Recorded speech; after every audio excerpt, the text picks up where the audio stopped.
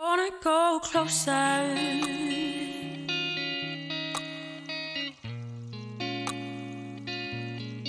Wanna go closer.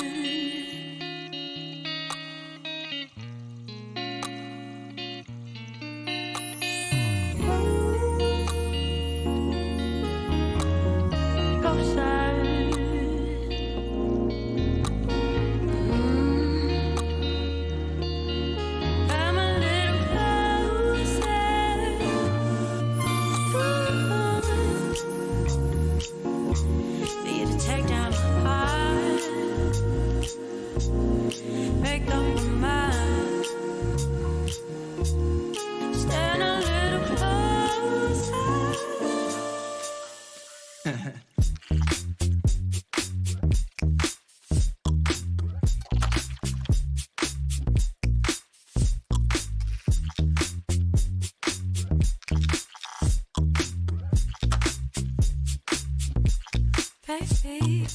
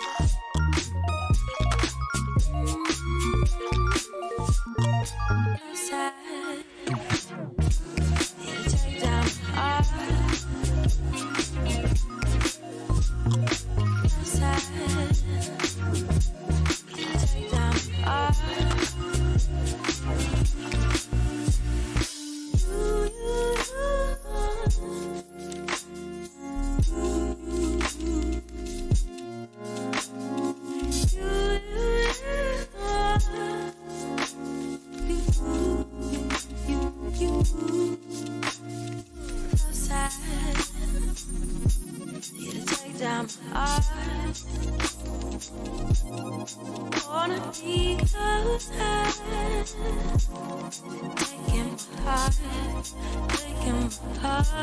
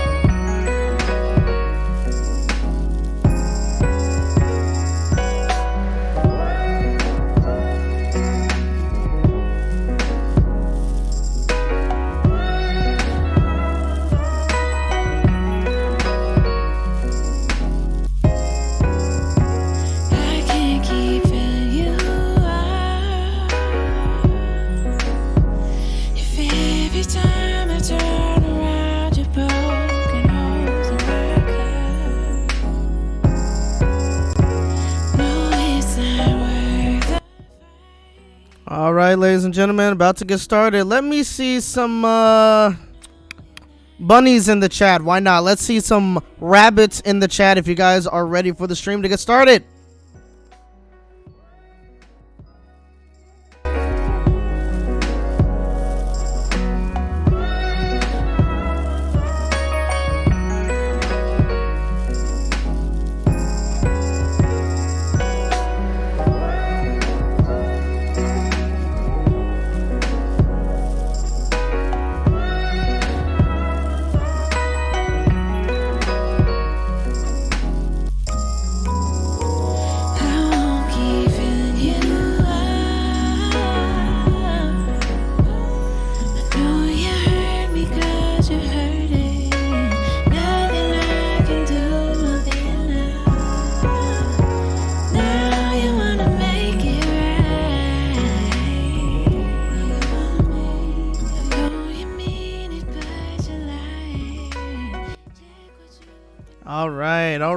right, we're about to get started. Zach History Notes, Cartoon Fan, Kawaii Life Antonio, Scissors X Paper, Alter Ego Bro, Kawaii Life Antonio, Polly Nutty, Gary the Editor, Virginia Lake, your mom, Skeptor the Wolf, Randall Ton Brewster. I think that is about everybody. Welcome to the stream, ladies and gentlemen. Okay, I didn't even click on the music yet. It's a background music. There we go. All right. Just about to get things started. I think we about ready. Let me know in the chat if you guys can hear me pretty well. Let me know if the audio is good. Let me know if the if anything sounds too loud here.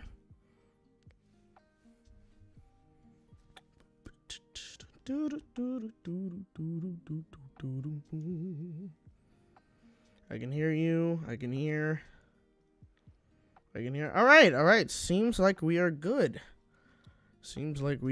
All right, so let's get things started. And here we go. Whoops. Why is just tangled up in my shorts for whatever reason? Hello, ladies and gentlemen. I'm wearing jeans. What am I talking about? Yeah. Hello. Welcome back, ladies and gentlemen, to another live stream on Regularjosh1. How have you guys been? How has your Easter Sunday been last weekend? Hope yours was good. Mine was pretty good right now. Gary the Editor, whoa, you wear glasses. Oh, you just noticed. You just noticed that I wear glasses. You're behind, buddy. You're behind. Oh, man. Hope everyone is doing good. I am a little low energy, actually, right now, because I actually did get up from a little nap. I had like a little headache earlier today, so like I took some headache relief medicine to, basically take care of it. So I'm feeling good now, but because of that, I am a little low energy. So, yeah. But either way, I hope you guys had a good weekend. How was your show recording, and how was Maggie's Market? Oh, Maggie's Market was so awesome to be able to film that show. That was last week. Literally, it was last week. Yeah, this last Saturday was the last day of filming. It weirdly feels like it was so much longer than that. It feels like it was 2 weeks ago, but it was literally last week. Wow. But yeah, it's been so great being able to work on the show again. It was a lot of fun filming these batch of episodes. I'm so excited for those episodes to come out. We still have episodes from season 2 coming out. We're gonna have a third one roughly. I don't know when that one's gonna be being released. I'm not sure when that one's gonna be released, but it's gonna be released soon. But I'm very, very excited for that one to come out. Like me and some of the other cast members. Well, actually, there's only just me and the other main cast member, Katie, who is the one who, of course, is the main character who plays Maggie. But me, her, and some of the other like crew members, because we usually have like guests coming onto our show. That's kind of how it works. Me and her are the main characters. But everybody else that comes onto the show are usually like guests, like guest stars or what have you. So, but either way, like, we were talking about like the third episode that should be coming out. What is going on with the cable on this thing? It's just tangling everywhere. That's weird. But we were talking about like the third episode that's going to be coming out soon. We know which one's going to be coming out next. And, we're very excited for that one to come out. So that's going to be awesome. But I'm excited for all of the episodes, of course, to come out. It's interesting because we actually, last Saturday, we had to film a couple of pickups when it came to one of the episodes from season 2. Actually, 2 episodes. We had to do a couple of pickups because we didn't get the chance to film them last year when we were doing the episodes. And so when it came to that, we had to essentially just push it to this filming schedule for this week. I mean, last week, which was good. We were able to do everything. One of the last shots we had to do was we had to be underneath like the Niagara Falls, and so we actually had to get wet, which was funny. They had to like spray some water. Well, they had to flick some water on our faces to make it look like we were drenched from being under the Niagara Falls. So, yeah, it's funny. That episode should come out this year. Excited for that one to come out. But yeah, it's been very fun. It was a lot of fun recording this one. And so, in fact, actually, I think it's something I could do, but I was able to get like a little clip. Well, actually, I got like a little clip of, one of the songs that I sing in.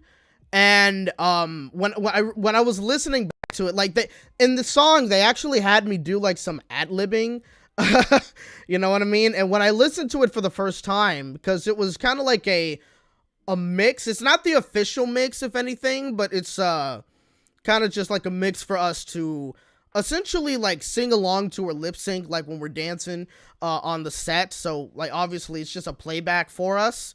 But it's not like the final mix, but they had like, you know, my vocals kind of mixed into the song.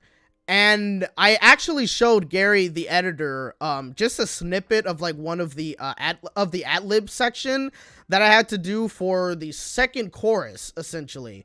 And like when I first heard it, I was like, wow, this sounds so good. Like it wasn't even me like bragging about like, hey, listen to how good I sound. Like I was like genuinely shocked when they had me doing some of the ad-libs. Like I had to come up with that on the top of my head, and I was like, dang, like I sound really, you know what I mean? I was like, I sound really good, surprisingly, you know what I mean? So I had to share that with him, to essentially like, you know, kind of show him like how I sounded in the song. And I was impressed. He was impressed. Some of the other cast members were impressed. I was like, just like, even the person who, I recorded the song with, he makes some of the songs, and, you know, he kind of mixes them, and he kind of does like the instrumentals and whatnot.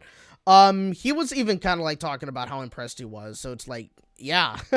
So I can't wait for that particular episode to come out. It most likely, depending on how things go, it most likely probably won't come out until maybe next year.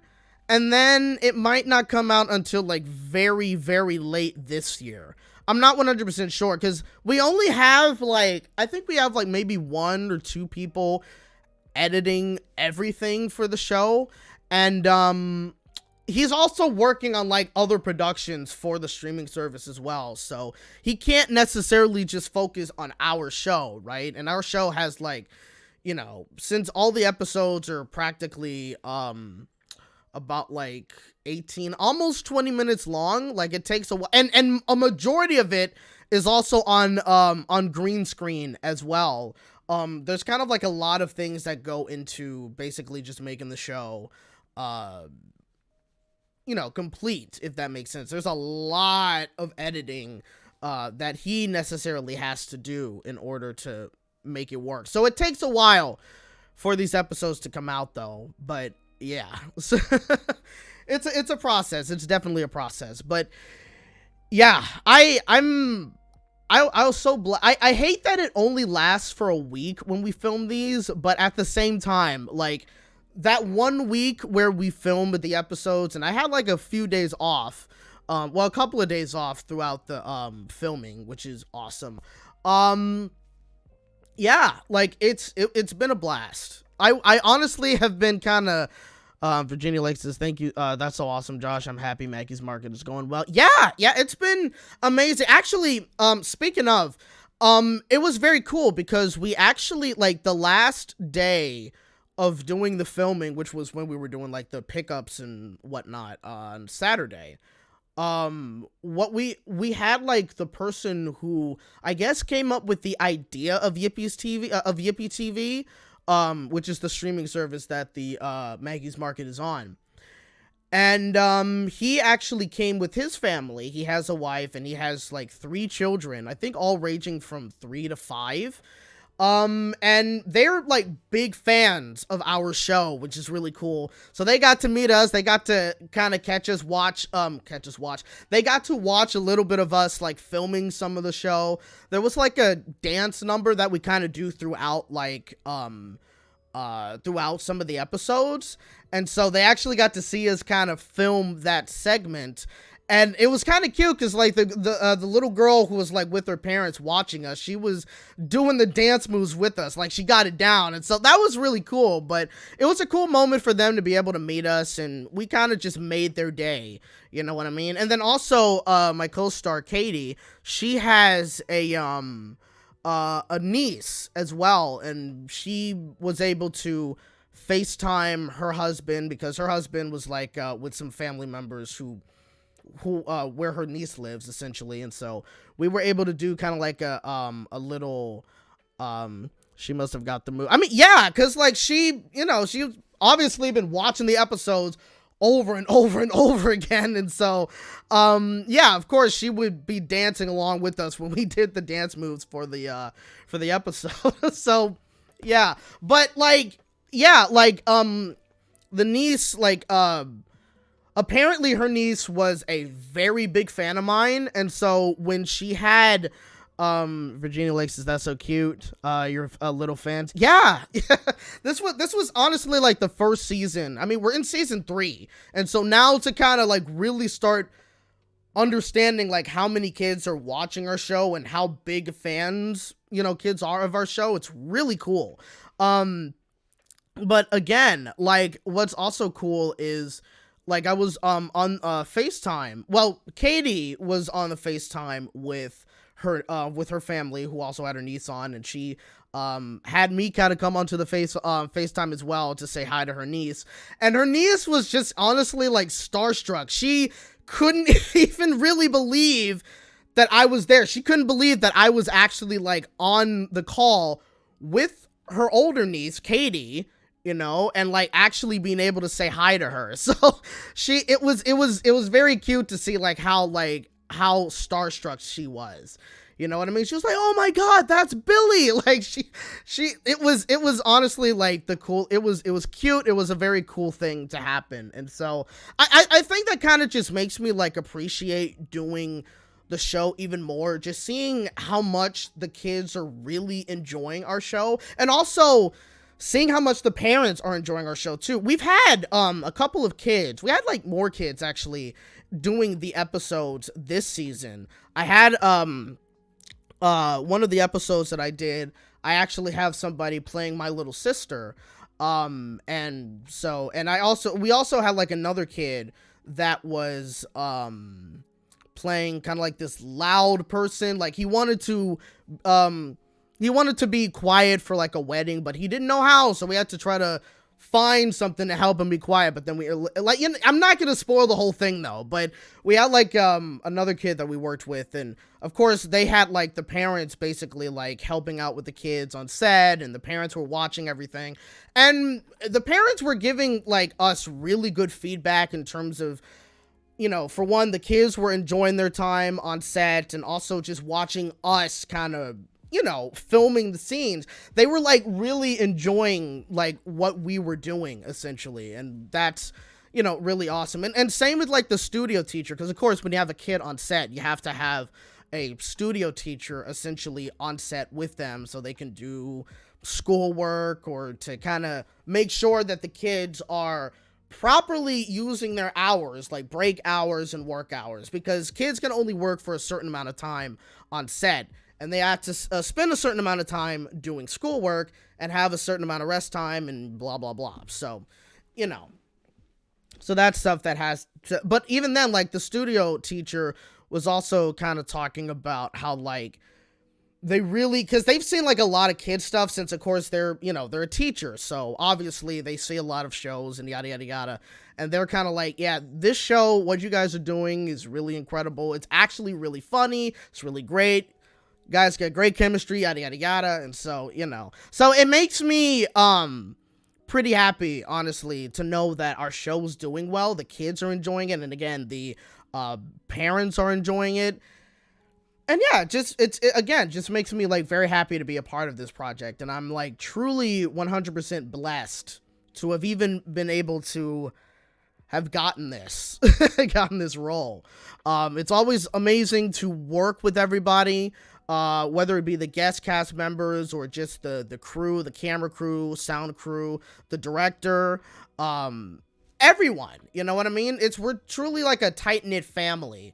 And we only get to meet like basically for one week out of the year, or maybe 2 or 3 times out of the year and whatnot though. But it's always an incredible like environment, and we always look forward to seeing each other again. And I hope we can film another season very soon. Hopefully like maybe in 3 months or something. I don't know. We'll see. But yeah, it would be very, very cool to, get back. I mean, we're definitely going to have some more seasons. Parents are always asking when new episodes are going to be, always asking when new episodes are going to be coming out and whatnot. So it's great. Virginia Lake says, have a great live stream. I hope your headache goes away completely. It's good. So I'm thankful. That's why I'm able to do the stream. It's gone. On my way to out to church. See you hopefully on Speculation Sunday. You are truly blessed. Thank you so much for joining in the stream. I will definitely see you tomorrow on Speculation Sunday. Hopefully you have a good church season. A church service. And have a good weekend, Virginia Lake. Thank you so much for joining the stream. And yes, I am truly 100% blessed. Like, again, I am lucky as heck to be able to be on this show. It's absolutely amazing. Northwestern Railway says, you have the most wholesome job from what it sounds like. Absolutely. And and the thing is, it's getting a little warm up here. It's so weird. Like, it was like very cold in the house earlier, and I did like put on the heater for a little bit because of how chilly it was. And it was kind of chilly upstairs, but now it's a little warm up here, so it's interesting. And also, let me wipe off my glasses a little bit. So the thing that kind of sucks about wearing glasses, just kind of catches on dust and smudges and whatnot. It's a pain, but it is what it is. I need glasses to see. But yeah, like, the thing is, did I ever see myself, like, particularly being in a show for preschoolers? Not necessarily, at least not in this, format. You know what I mean? Like, I think I always saw a possibility of, like, being in a show where it was, like, animated, and it's, like, me voice acting in it and whatnot. Maybe not always, but that was, like, more of a possibility. But when I saw, like, the auditions for this show, and it was literally just like, hey, we're looking for a developmental TV host. That was literally all it was. They didn't have a concept for this just yet. And they were saying, like, hey, it's going to be in this somewhat a similar style of Blue's Clues and blah, blah, blah. And they gave us a script to read and a song to sing. And, when I looked at the script, it was, at least in the sense of, like, having the us kind of interact with the camera.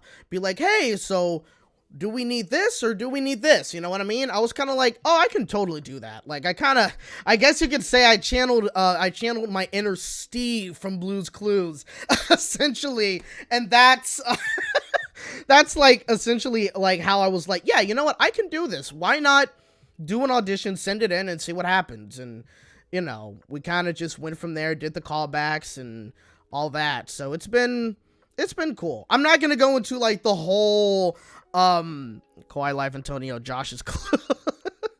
Essentially, yeah. I mean, the whole show is not necessarily like that. Like, we have certain moments where we do definitely like, look at the camera and kind of talk to the kids and whatnot. But let me move this a little closer. Oh, no, never mind.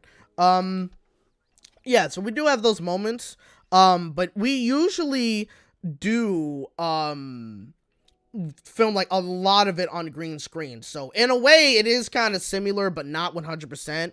You know what I mean? Like Blue's Clues is way more interactive with the kids. We get some interaction from kids when it comes to like the stuff we do, but it's not necessarily what am I trying to say? It's not necessarily like the biggest thing that we do in the show, you know? Like so yeah. Kawhi Live Antonio says Yippee has JJ the Jet. Yeah, look, I didn't even know that either until like I think maybe because I don't always like go on Yippee TV. Obviously, like I'll go on it to watch my show, of course, and you know, kind of check out some of the other stuff that they have as well. But yeah, they got JJ the Jet Plane. I haven't seen that show in a long time. It's definitely been over 20 years since I've last seen JJ. So yeah, Alter Ego says gotta go now. Bye everyone. Thanks for joining in the stream. Hope you have a good rest of your day.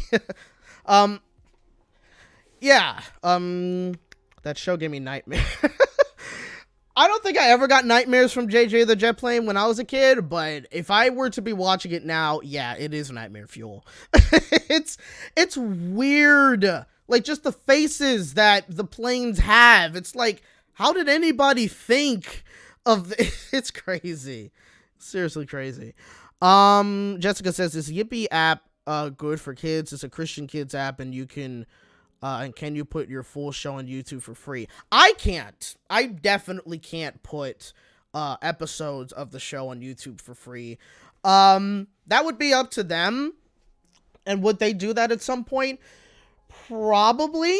But then again, I don't know. That really honestly depends on what they fully want to do, I guess, moving forward when it comes to this show.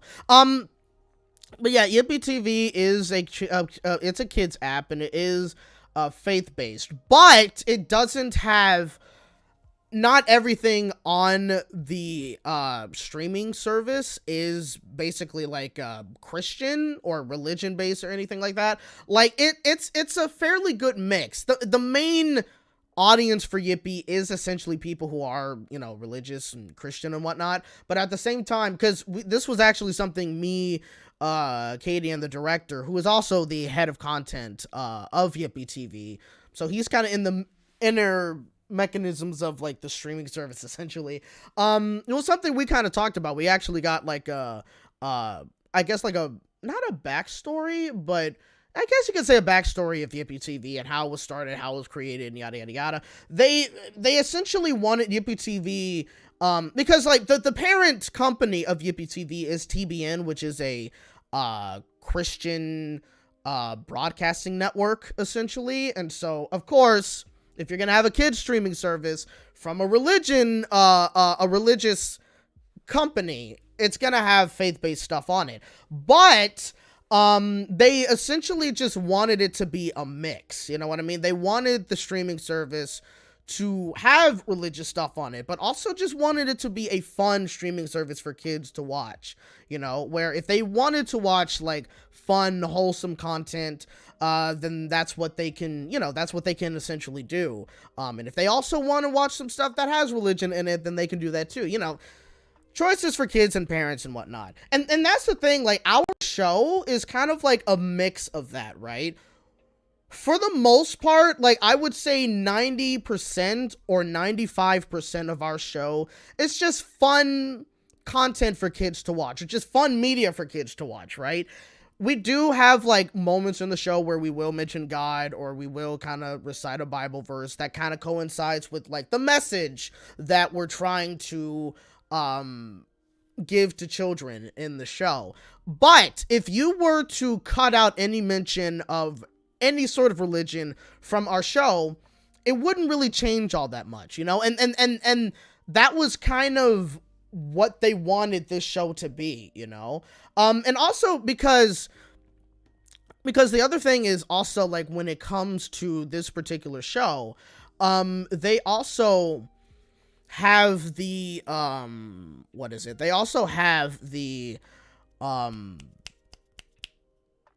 they want to possibly like have the show open to getting possibly bought by another streaming service. So like if another streaming service also wanted to broadcast our show on their service, they could do that. And if they didn't necessarily want any of the religious stuff in it, like they wanted us to not necessarily have like, wonder why he stopped in the middle of the street. That's weird. But yeah, if he didn't necessarily like, if the streaming service that were to buy our show didn't necessarily want our episodes to have us talking about Bible verses or mentioning God and yada yada yada, so it could just be more of like a general audience type to watch on their service, we could easily do that. You know what I mean? Like the show is made with that in mind. So like if another streaming service wanted to buy it, we could just like in the episodes possibly take out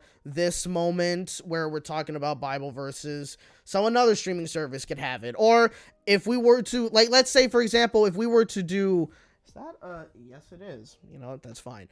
But yeah, if we were to say do season 4, like let's say in a few months we start recording filming episodes for season 4.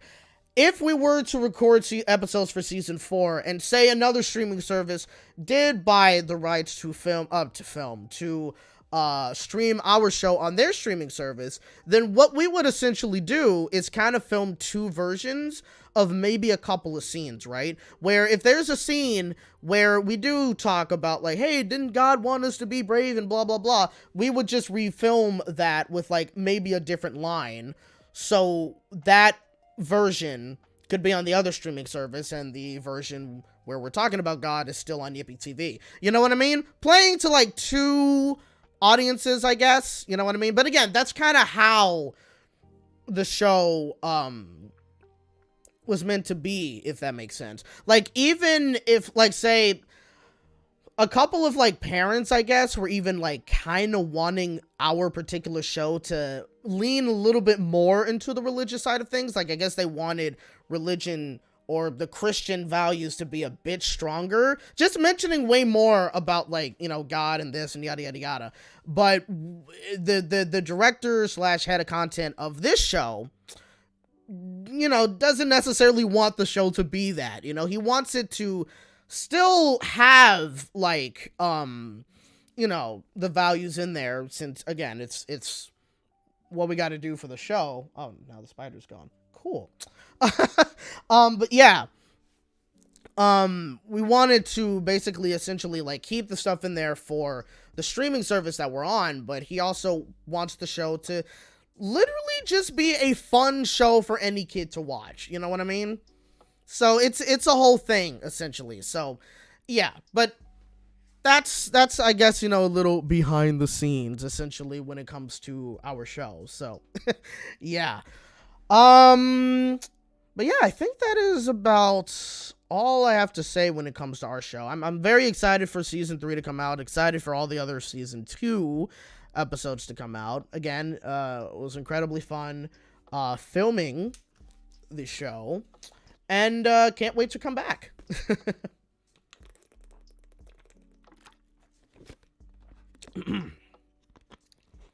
But yeah, but also that's also why I haven't necessarily had a video the past couple of weeks.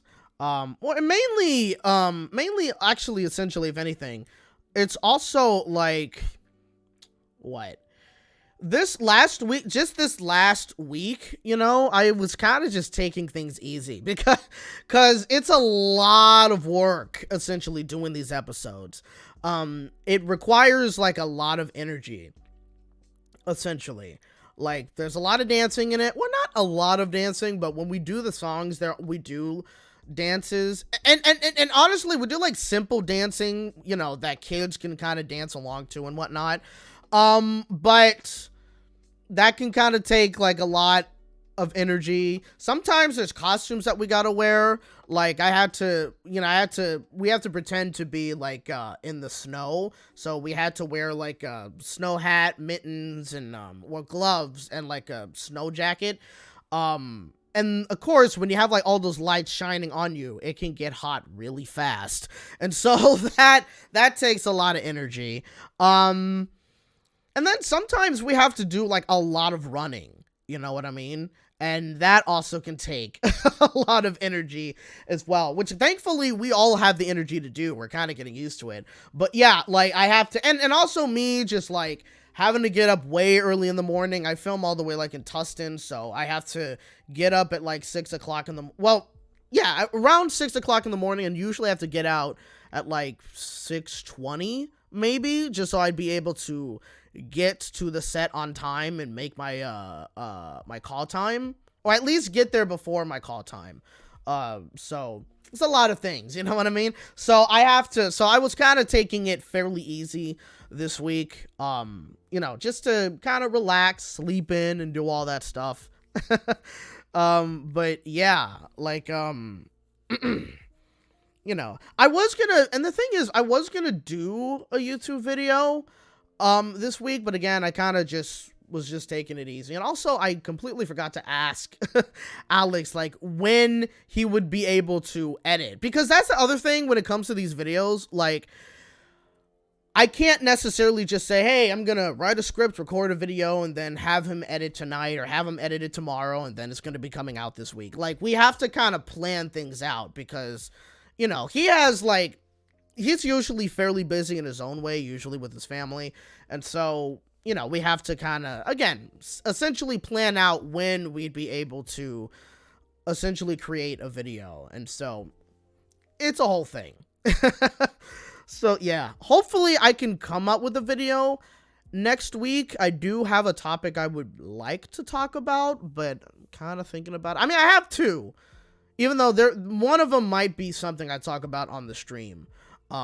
Which even then I have to ask, when I do talk about certain, like, say, topics on the stream, like, say, maybe we talk about Paramount Plus and what's going on there, you know what I mean? If I talk about it in this stream, right, would it, like, because it was kind of just something I thought about, because, I mean, obviously not everybody watches these streams, you know, like, I usually get, like, right now I got about, like, 25, 26 people in the chat, essentially, and I don't know on average how many people actually watch the streams. Like, obviously, my videos tend to do better than my streams, though, but I was, like, wondering, if I talk about Paramount Plus on this stream, would it remotely make sense to just go ahead and make a video, about Paramount Plus still? You know what I mean? Or like if I were to talk about like Checkered Past and the current schedule in the stream, would it make sense to still make like another video? You know, that's kind of something I struggle on sometimes. And so I don't know. Like let me know in the chat, like, what do you guys think? You think, like, if I talk about it on the stream, should I just keep it on the stream, or should I also, like, decide, hey, if I want to make a video about it after I do the stream, should I also make a separate video on it? You know what I mean? Like, what do you guys think? Like, you think that would make sense, or what? You know. So yeah.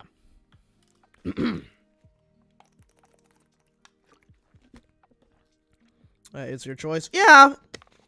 I mean, why not make a separate video about it? I mean, again, like, my way of thinking is just more so that, again, not everybody watches the streams.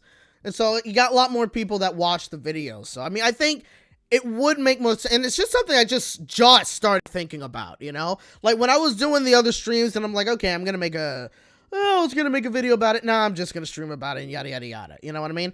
But now it's kind of like, I don't know. I kind of need to continue posting videos on the channel. I want to continue posting videos on the channel. I don't want to continuously just do live streams because I like making the videos. And also with the videos that I do, like, they are kind of fun to watch when I do at least make the videos fun to watch. You know what I mean? And so, yeah. So I don't know. We'll see. That's the most I can really say is we'll see. But yeah. Yeah, so I think for the most part, that's kind of about all I have to say. Yeah. I think so. So I guess we can move into Q&A, as most of these streams tend to be, because of course I don't tend to like really have like topics that I usually talk about, you know. I mean, I came in talking about my show Maggie's Market, since some of you guys were talking about it. I mean, not talking about it, but asking me about it. So yeah. But yeah, Scissors X Papers is Josh. What are your thoughts on Nickelodeon's new show, Rock, Paper, Scissors? Again, I was honestly like, when it came to Rock, Paper, Scissors, like, I didn't necessarily think I was going to watch the show at first.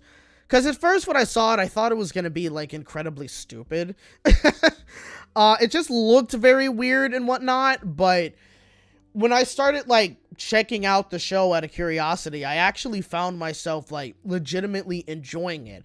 Like, I guess in a way you can say I'm a fairly simple guy, in the sense that if a show makes me giggle or laugh and smile, essentially, then I'm gonna practically pretty much enjoy it.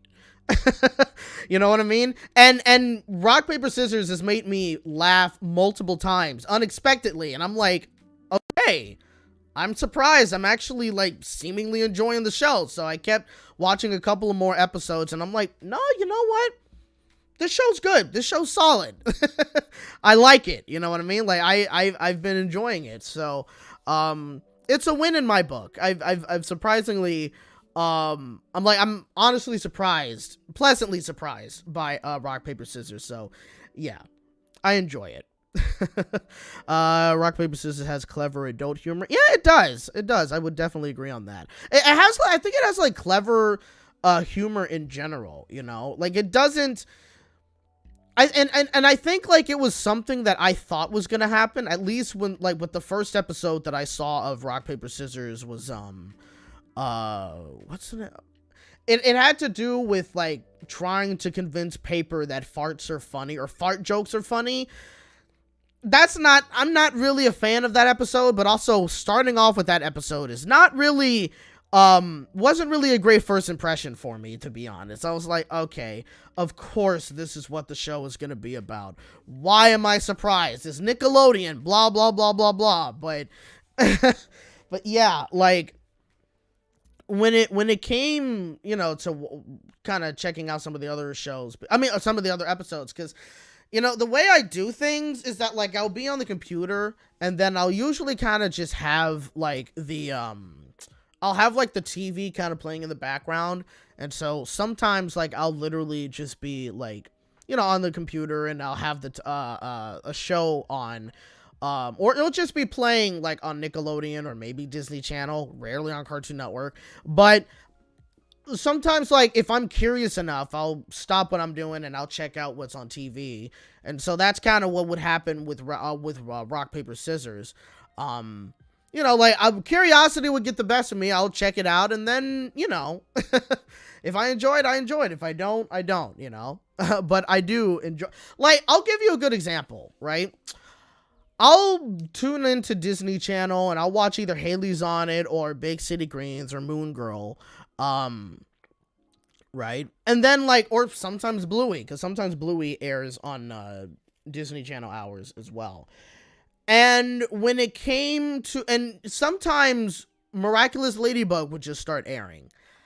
I can't even have that show playing in the background because I cannot stand Miraculous Ladybug anymore. Like, oh my god, that show is so stupid. I don't even want to get into it, okay? But that show is so stupid. I don't know how it continues to get renewed. I don't know how people continue to watch it. Like, even the fans of Miraculous Ladybug constantly kind of complains on how dumb the show is, or how the show tends to take very long to do something, or what have you. And it also seems like a lot of people don't even necessarily like Marinette as a character, which I can't really blame them for that. And, yeah. Like, and the writing, again, I don't want to fully get into it too much, but Miraculous Ladybug is kind of just infuriating to watch sometimes. I'm not a fan of that show. Every time when Ladybug airs, I immediately just change the channel. That's literally what I do. I change the channel. Like, I'm like, every time, like, say if Kif goes off or if Big City Greens goes off, and then I hear dun dun dun dun in the daytime, I'm Marinette. I'm always like, oh no, not this show. So I'll literally just pick up the remote and just flick it back on to Nickelodeon or another channel, you know. Yeah, I just do not like, I don't like that show. Okay. It's watchable to some degree, but man, is it irritating. It's stupid. Kawhi says, I do not blame them at all, as Marionette is a creep. Tell me about it. Christ. Bluey is easily better due to its charm. Agreed. Also, like, in the daytime, I'm Marionette, the seasonal rotting stalker. Oh my god. Cartoon Fan says, also, Josh, you accidentally got a good Marionette voice. Oh my god. You know what? I have to mention this one moment. Because, oh, crap. I forgot if it was season 3 or 4 or what. But there was, like, one episode that I had to just burst out laughing because I could not believe they actually did this. But I remember, it was like a moment, like one of the millions of moments where you just have like Marionette in her bedroom crying, or she's just like upset and just sad about herself or whatever. Like, you know what I mean? Talking about, oh, I can never date Adrian because I'm just so pathetic, blah, blah, blah, blah, blah, or whatever. Like, and I just remembered literally, and I could not believe they actually did this. It like her little ladybug thing tried to say something like to cheer her up, and Marionette literally was like, no, I'm just a normal girl living a normal life, but there's something about me that no one knows yet, and it's just that I'm pathetic. And I was like, did they seriously just do that? I was like, they took the lines from the intro and tried to put it into a scene where they're trying to make us feel sorry. I'm like, what? Are you freaking out of your mind? I was dumbfounded, and I just seriously just burst into laughter. I was like, I cannot believe they actually freaking did that. I was like, what? Oh my god. Yep, it is that stupid. Yes! Oh my goodness. I literally just, this freaking cable is annoying the heck out of me. But yeah, like, I literally just could not believe, I'm just a normal girl living a normal life, but there's something about me that no one knows yet, and I'm pathetic. I'm like, you guys seriously just really did that? Did you guys think you did something? Did you think you did something there? Like, oh, man. Oh, it's crazy. Absolutely insane. I freaking hate characters like that who just whine about the smallest thing. Oh, or just the amount of times that Marionette has, like, just been upset, oh, that she can never date Adrian, or just, like, how she's too nervous about Adrian, to the point where almost every single time she says the name Adrian, I literally get so irritated. It's like, shut up! Like, ugh. Also, since we're on this topic, let me just ask this question. How on earth is it that throughout a majority of the show's running time, they never ever knew each other's identities or never figured it out? Marinette, I called her Marionette. But yeah, Marinette, somehow figured, I don't know all the episodes, but she knew, but Cat Noir was never able to know her true identity because of something. But, like, how is it that they don't know? Or how is it that he doesn't know? Like, you can't tell from the voices? Like, their voices don't change. Their hair barely changes, for God's sake. Like, how do you not know? Or, oh, God, I'm giving myself a headache. I'm not literally, but yeah, it's like, how on earth is it that you just cannot tell? Like, you're around each other enough during school time to be able to know how you guys look, the body type, the hair, and the voice. And you're telling me that all you need to do is put on another, like, freaking dress or a suit and change up your hair a little bit, and you can't tell? It is so stupid. It's so dumb. It's so dumb. My God. Now that you mention it, the people are kind of dumb, dude. Their hair, can't you tell who they are? To make it more stupid, Adrian in his hero form has a crush on Marionette as a hero, but she doesn't have one back, and vice versa in human form. Yeah, that's weird. That's also kind of weird too. Your mom says it's so obvious that it could give Superman's Clark Kent disguised to shame. Yeah.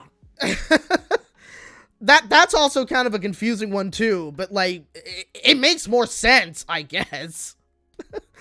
But oh man. It's honestly, the show is stupid. Again, I don't know how it continues to get renewed, how it even got a movie. I don't understand. And the movie is a musical, because of course it's a musical, and they have like a freaking rap in the show, or in the movie, that's kind of in the style of the Hamilton musical. And I'm like, of course they're gonna do that. Oh,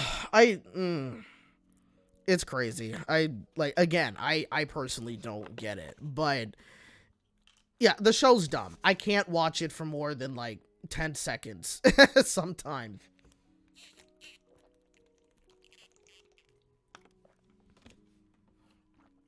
Again, why hasn't Disney Channel lost the rights to the show? They're not going to. Because it's doing like good numbers for them, so Disney is going to continue to renew. It's like Bluey, for example. They're going to continue to renew the rights to that show for as long as they can. As long as it continues to be very successful for them, they're not going to let it go. So that's the same thing with Miraculous Ladybug. They ain't gonna let it go. Nickelodeon let it go because Nickelodeon is stupid, and at the time they just didn't care about that stuff. But like, Disney is definitely not gonna let that show go for as long as it's gonna continue. As long as it's gonna continue to bring people in, which again, I don't understand how people continue to watch the show. Like, and also, so many character designs in that show are just so ugly. It's so bad. I don't even want to get into it though, but yeah, it's crazy. What was the Miraculous is just like Teen Titans Go, where no one likes it, but their network keeps on airing it due to its popularity for kids. Well, Teen Titans Go is much lesser now because like it only airs for 1 hour per day and maybe 2 hours on Saturdays and Sundays.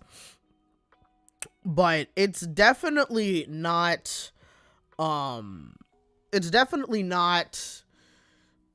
as popular as, I mean, I can't necessarily say for certain if it's as popular as it used to be or if it isn't. I don't really know because, I don't know. I don't really watch Cartoon Network, and I don't really see a lot of people talking about Teen Titans Go as often anymore. Also, I don't have kids, so I wouldn't necessarily know what shows they're watching. You know what I mean? I don't even know what kind of streaming content they're watching either. I wouldn't know any of these things, but like Teen Titans Go, I don't think it's as popular as it used to be, because it used to be everywhere on Cartoon Network. You rarely really see them as much, you know what I mean? Like, so I don't really necessarily know if it is as big as it used to be. So, yeah. I mean, all I know is that we know that it is getting another season after the current season that's airing. That's the only thing that we know. Could that be its last season? Maybe. And then it might not. Who knows? But, yeah. Like, it's... I don't know. I haven't watched it. I rather not. I can't. I'm over it. I'm not gonna torture myself.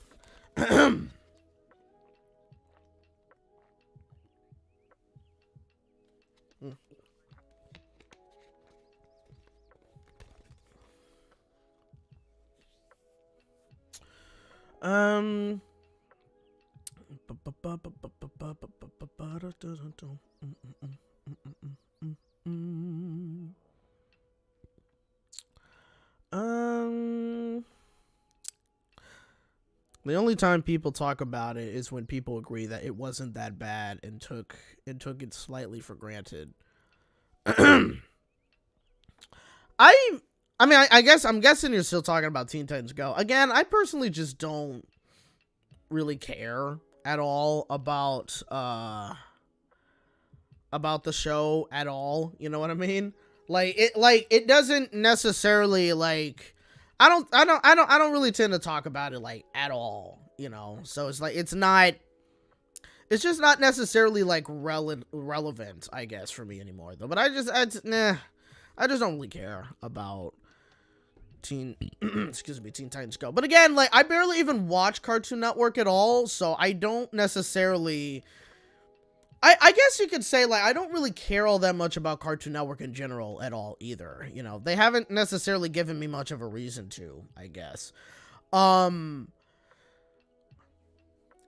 I mean, because, like, yeah, because there's not really much that I watch on Cartoon Network. It's usually either Nickelodeon or Disney Channel when it comes to that stuff. But also, like, I'm usually either watching, like, maybe True TV only for, like, World's Dumbest. Sometimes I'll watch, like, a game show or whatnot, maybe Food Network every now and then and whatnot, but, you know, usually it's kind of kept to the main, like, channels. But, well, actually, I got Boomerang now, which is awesome, and so I've kind of started watching a little bit more of Boomerang, at least when they air, like, Looney Tunes and Tom and Jerry, for the most part. But, yeah, so that's kind of how it's been, I think. Yeah. Was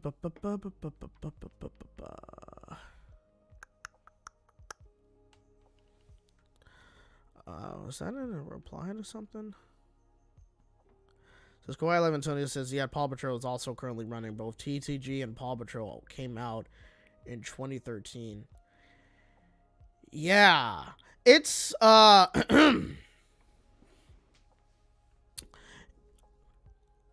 Paw Patrol is nearly a decade old, so Nick Jr. needs to end it. No, that's not how that works at all. Again, Paw Patrol is doing very, very well for Nickelodeon.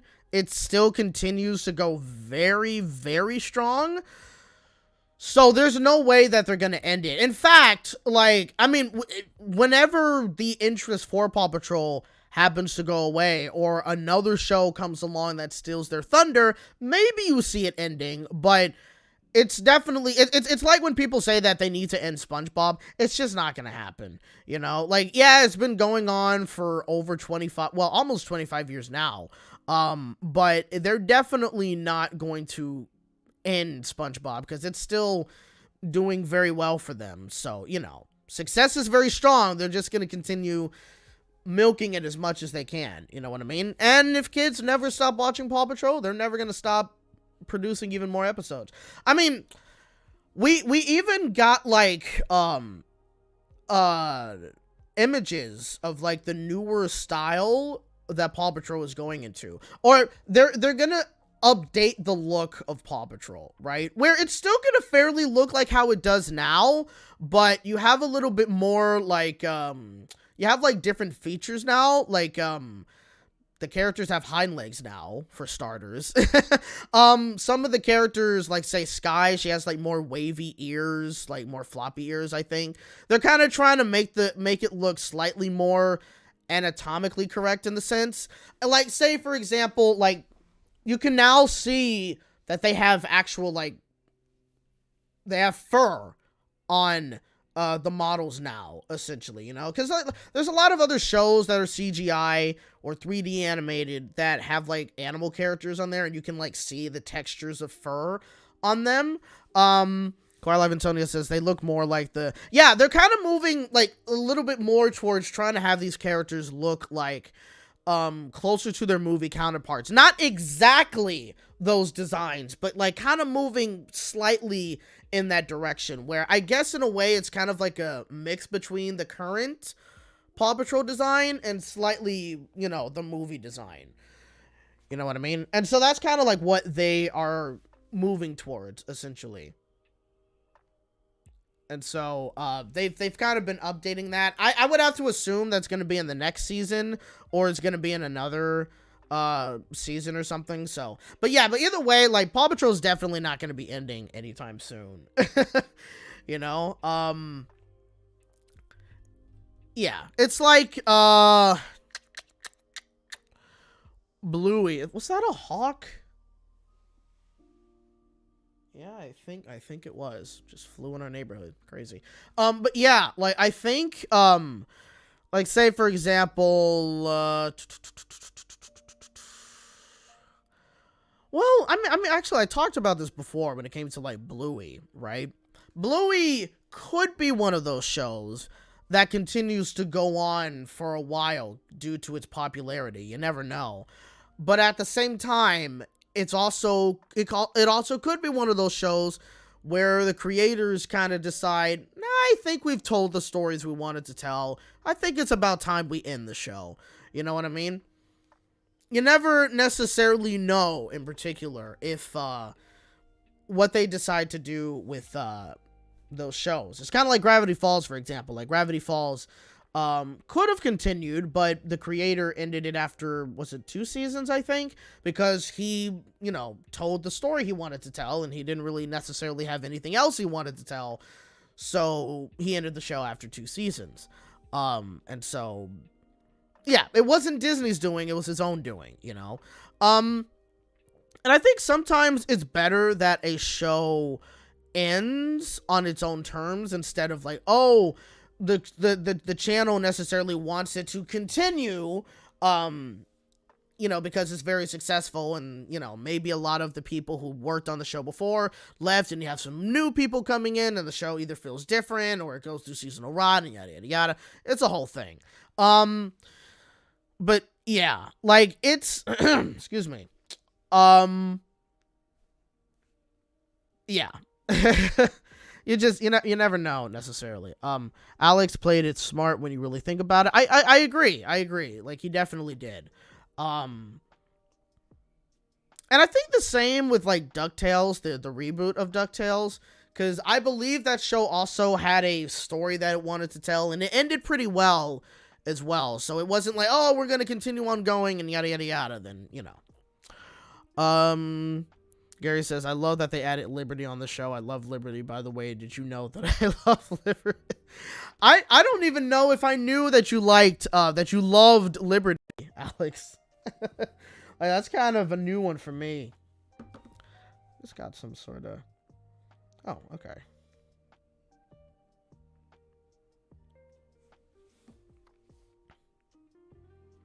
Yeah, let me... Alright. But yeah, that's true. They started adding... Well, actually, speaking of Liberty, like, they actually added, like, Liberty's new updated design to, like, the mini pictures that you saw of, like, all the updated character models for Paw Patrol as well. So it seems like Liberty, I guess, is going to be more prominent, you know, when that, in, like, maybe the later seasons of Paw Patrol. That's what it seems like. Her and Everest, I think, as well. So that's going to be, pretty interesting. Liberty is the 3rd best female pup in my opinion. I almost said, is she, like, the only one? Or, But yeah, but Sweetie is also another character too, but she's also a villain technically in the show too. So I guess, yeah. I still haven't seen the second movie. Which Alex has been trying to get me to see the second movie for a long time. I just haven't gotten to it. You know what I mean? So yeah, but I may check it out at some point.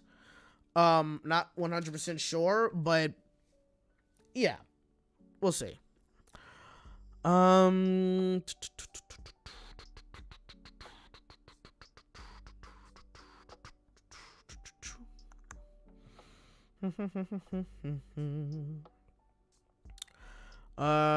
Suno says Disney Junior still cares about Special Agent. Also, since they uploaded a full episode on their YouTube channel. Yeah, I think, if I can remember, it was something along the lines of, like, it being its 10th anniversary, I think. And so I didn't know that they uploaded a full episode on their YouTube channel, but I knew that they did definitely mention it on their social medias, which was kind of surprising to me, honestly. You know, like, I think, like, Disney Junior specifically, and a little bit of Disney Channel, I think they do, like, very well, kind of, like, talking, like, making callbacks, or at least doing throwbacks to some of their classic shows, you know what I mean? Cartoon Network kind of does that just a little bit, but not all that well, in my personal opinion. And Nickelodeon's kind of rare, I think, you know? Again, it kind of depends, in a way. But yeah, I think, like, Disney kind of does a better job, you know? Because I'll see them mentioning some of their older shows on either Disney Channel or Disney Junior, or on either of their social medias, really. And, you know, like, yeah, like, I think it's kind of cool that they do that, you know what I mean? So, yeah, I think part of it is, like, Disney kind of cares a little bit more about their legacy. Like, even if you want to call these their legacies, which, I mean, I guess you technically could, Disney definitely does kind of care a bit more about their legacy in a way, so you kind of will see them do a bit more throwbacks to, like, some classic shows, or even, like, their classic animated movies and whatnot. Like, they definitely do that way more, I'd say. Probably, would I say they do it way more than the other, like, say, companies? Not 100% sure, maybe, but yeah.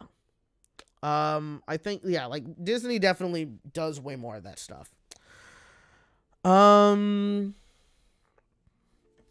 Let's see.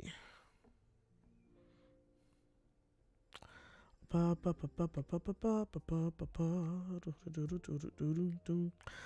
you ever watched the Lego Monkey Kid, Josh? Nope, I have no idea what that is. Actually, I don't even know if that even airs here.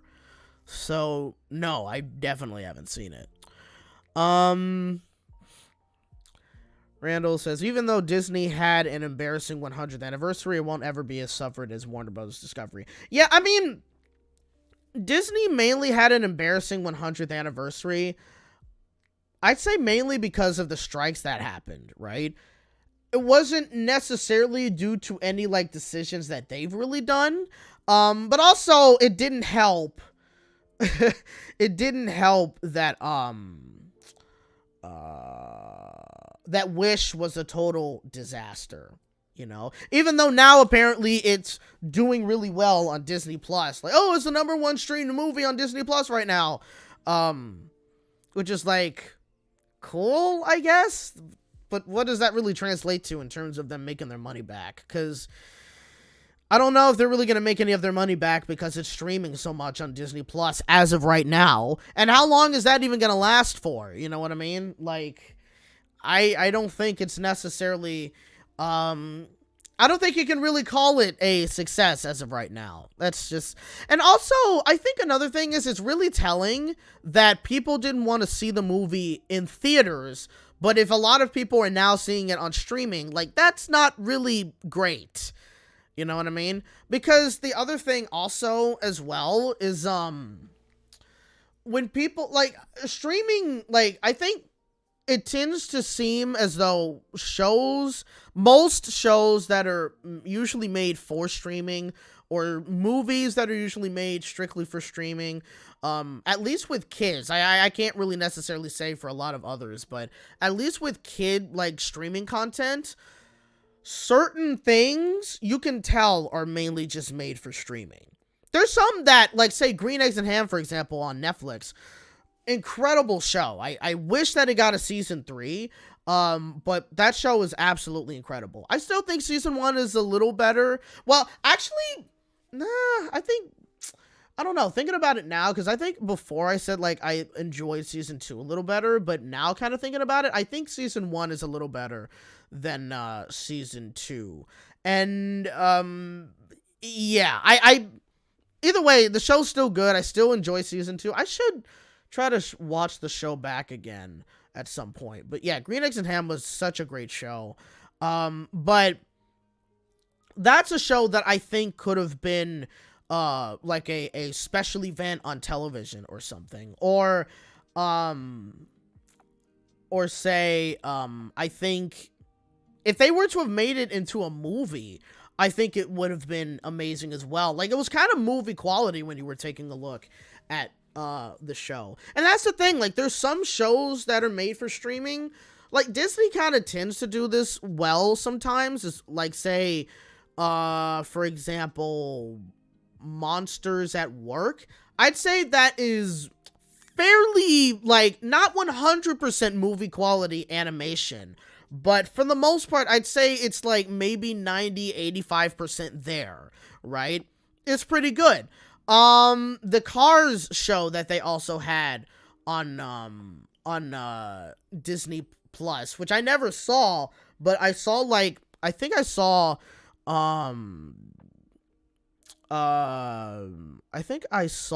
like the trailer for the show that they had.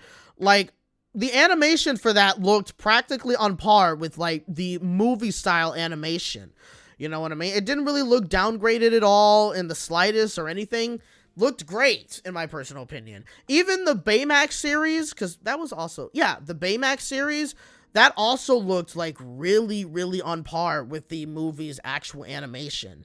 You know what I mean? Contents of the series, from what I've heard, mixed, but in terms of, I'm not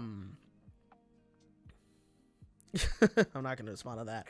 But yeah, but content of the, but like the animation in terms of Baymax looks like, again, fairly on par with how, like, the movie's animation is. And so, for me, there's certain shows that, you know, on streaming looks really good, but then there's, like, certain movies and certain shows that they do where I think it kind of morely, it applies more with, like, movies, I think. Cars was done in-house, unlike Monsters at Work, which is why it's not as downgraded. Ah, gotcha. Okay. I didn't know that. Your mom says, yeah, take notes, Megamind versus... That's literally what I was just thinking about. Megamind versus Doom Syndicate and Megamind Rules is literally one of those shows and movies where you can tell this was made for streaming. Because, unfortunately, there's shows where they will literally spend way less money on it because it's a streaming service, right? Or because it's a show made for streaming. Whereas if it's on television, they would put more budget towards it.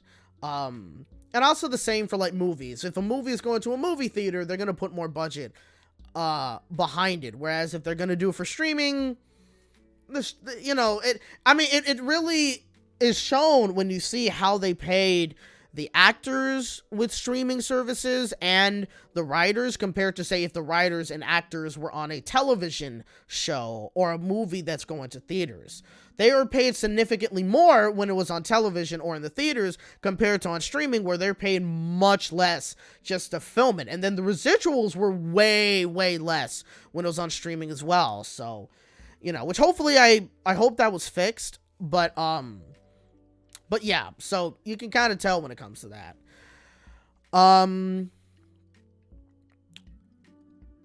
Yeah. What was... Yeah. But, but yeah, the Megamind, like, movie and series, like, oh my gosh. I haven't seen the whole thing. I've only seen reviews of both the movie and the series. But I don't think, first of all, I don't have Peacock, so I don't think I would even be able to see it. But also, I don't know if I would even want to subject myself to seeing that either. I don't think so. It just looks really, really, really bad. Like, oh my god. DreamWorks did better on the Dragon series. Which Dragon series are we talking about? Are you talking about like the original like DreamWorks Dragons Riders of Berk? That show came out, I think it was like what, 2011, 2012, and that show actually used to air on Cartoon Network, I remember. And they had like some other shows. I think they had like 3 series that moved, and one of them moved to just being on streaming, and they all kind of was somewhat connected to like the film franchise as well, or at least like the original trilogy. So were you talking about those particular shows, or are you talking about, is it just called Dragons? I think, I don't know. I think it's just called Dragons. Riders of Berk and the other Dragons TV series as continuations done well. Okay, I've heard like mixed reviews with the original. I mean, not the original, but I've heard like fairly mixed reviews, or at least like mixed to negative reviews when it comes to like the current Dragon series. I haven't checked it out. Like, I haven't really been catching up with a lot of like How to Train Your Dragon stuff. The only thing that I really kind of care about when it comes to How to Train Your Dragon right now is Universal Studios in Orlando is currently building a 3rd theme park called Epic Universe, and they recently just shared with us the land. They shared with us what the How to Train Your Dragon land is going to look like. It looks amazing, and also there is a show that is going to be coming to that theme park. And you're going to, 2 things. One, in the land, you're going to be able to meet Toothless and Hiccup, which is going to be awesome. But second, the show that's going to be going to Epic Universe in the How to Train Your Dragon land, you're actually going to have Toothless and Hiccup. Hiccup's going to be on Toothless, and you're actually going to be having Toothless flying in, flying above you in the theater, which is going to be freaking amazing. There's already a show like that at Beijing Universal, and they have literally Toothless in certain parts of the show, like literally flying over you, and it's so freaking cool. I can't wait to experience that. I hope I get to experience that. But yeah, that would be incredible to see. So that's kind of the only thing that I really care about when it comes to the How to Train Your Dragon franchise right now. But also, there's a live action How to Train Your Dragon adaptation that's going to be coming out, I think, next year.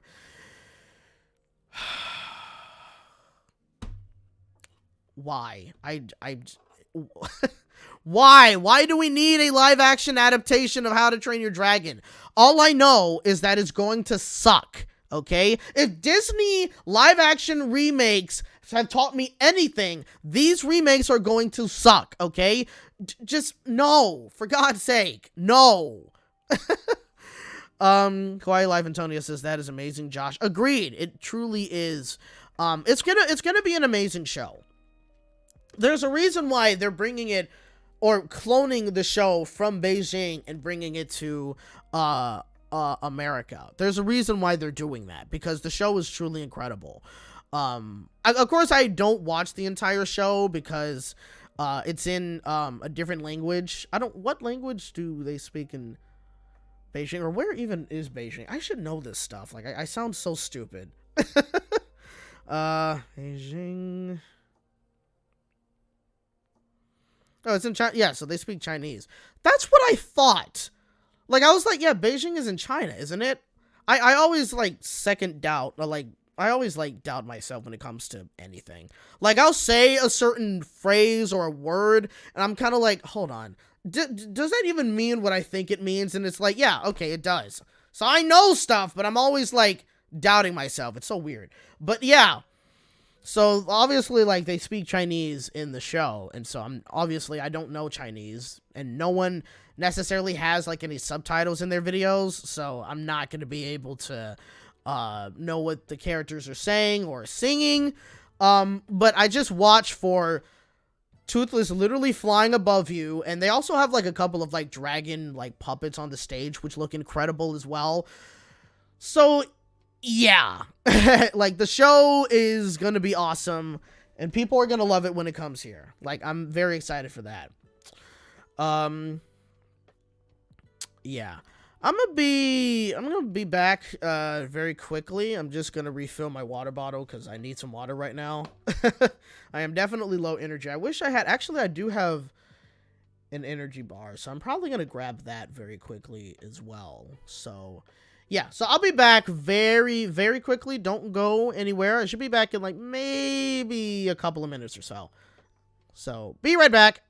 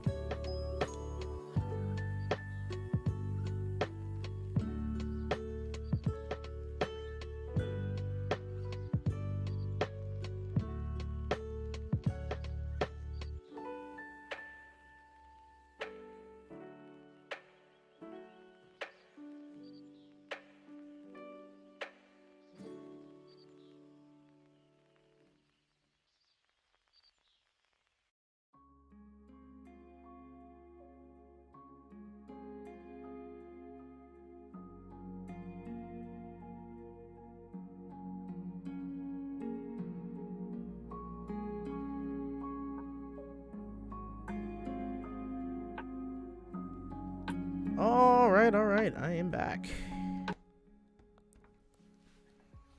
All right.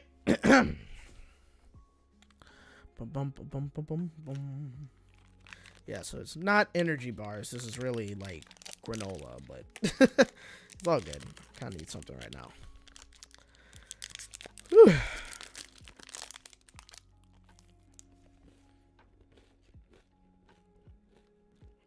Well, let's see.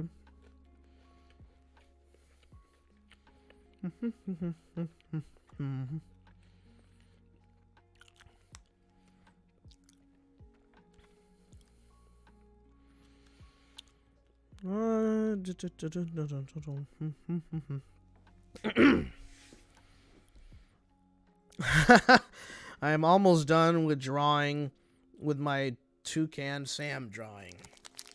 All right, I'll believe it when I sees it, Gary.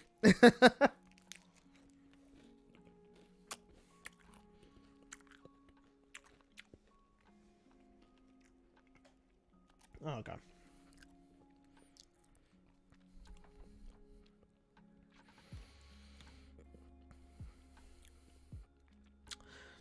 Disney owning everything would be a monopoly, which are bad for businesses. Competition inspired innovation. True. Disney definitely owns like way too much nowadays. I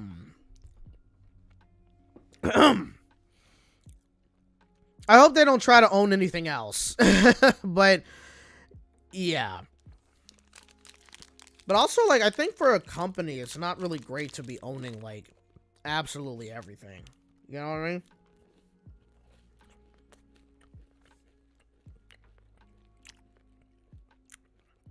mean? Says, if you had kids, do you think you would be an awesome dad? I don't know. I probably would definitely try to be. But yeah, I don't know. I never really picture myself ever being a parent, to be honest with you, because I don't want to be one. At least that's my mindset right now. My mindset right now is I do not want to have kids. Never want to have kids. Like, that could end up changing when I get older. You never know. But, like, if anything, one of the biggest things that kind of definitely says, no, one of the biggest things that, like, when I'm always kind of, like, glad that I don't have children is when I go to Disneyland. I see some people with their kids and how their kids are acting, or if they're screaming, crying, or sometimes I hear, like, how frustrated the parents are and whatnot, and I'm kind of like, thank God I don't have children.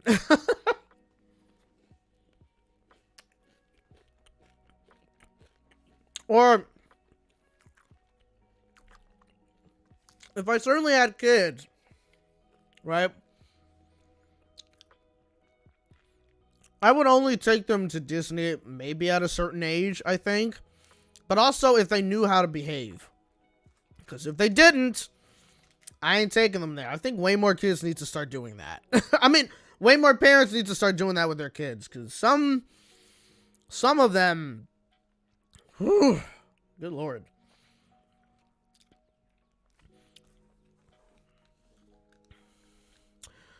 Silverstar says, I'm quite old and I never wanted kids. I knew I didn't want kids when I was one.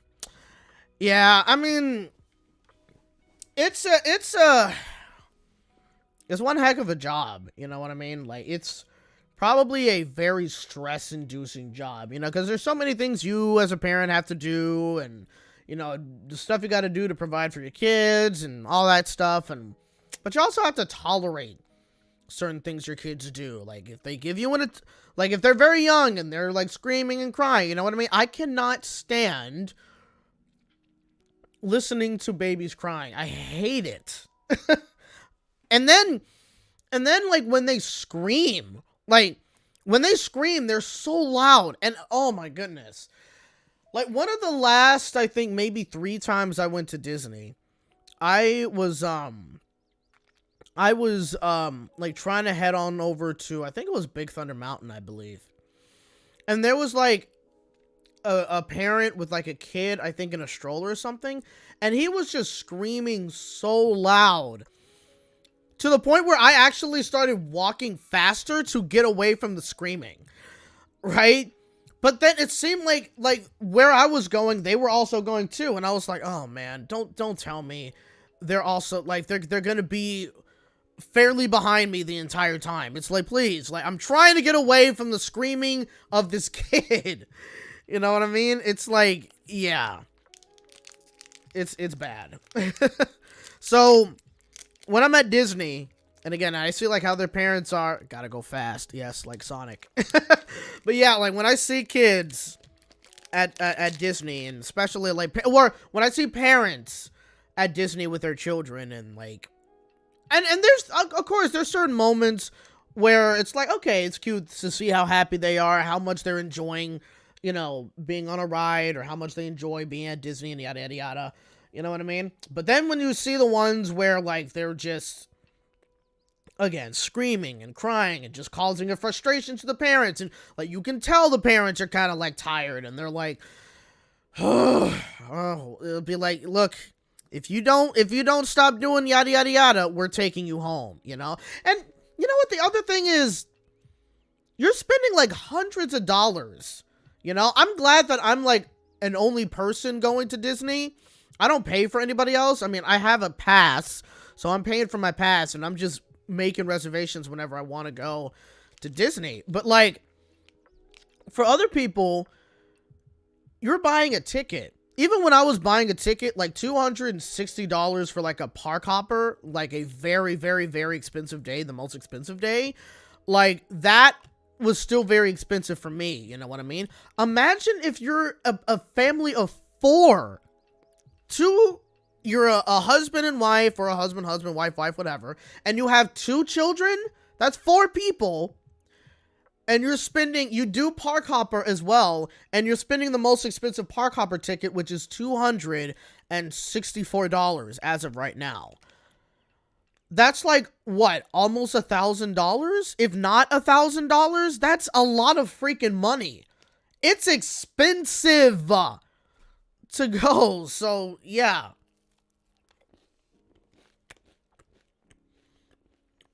So trust me, if I were to have children, they better be the best freaking kids in the world for me to remotely spend that kind of money on them. You know what I mean?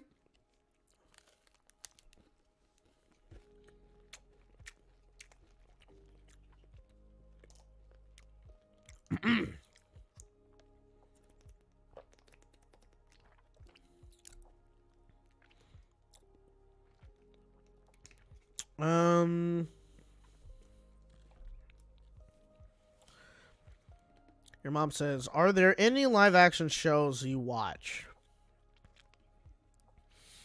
Again, a show, well, if you're talking about like scripted live action shows, not too much. I haven't watched them in a while, but but at least two shows that I enjoy. One of them I was in for an episode is Bob Hart's Abishola. I do enjoy that one. That's on CBS.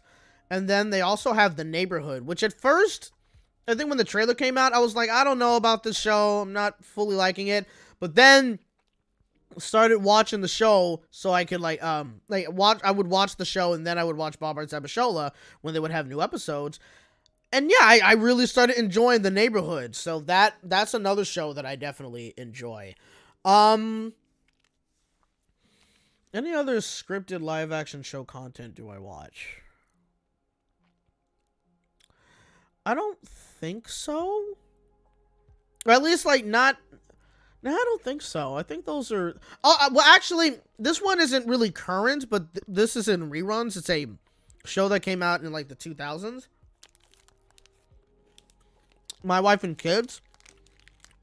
I love that show. That show is hilarious. Anytime that show comes on, or anytime I get to catch it, I always try to check it out.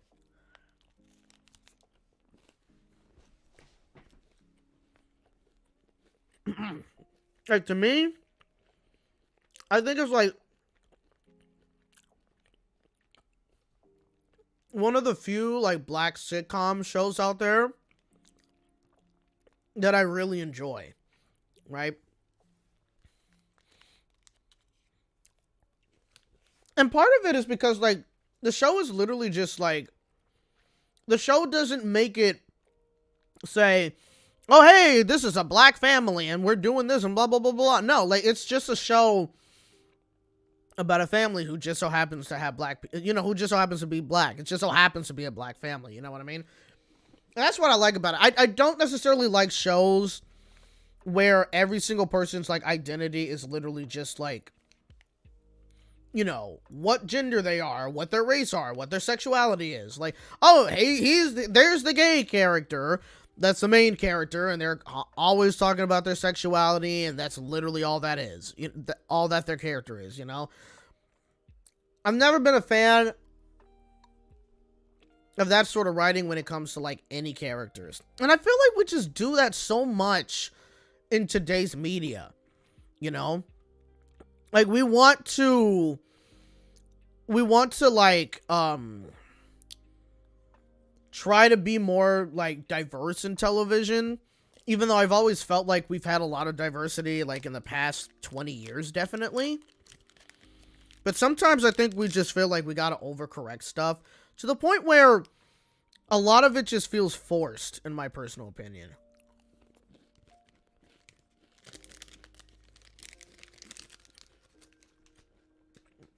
Especially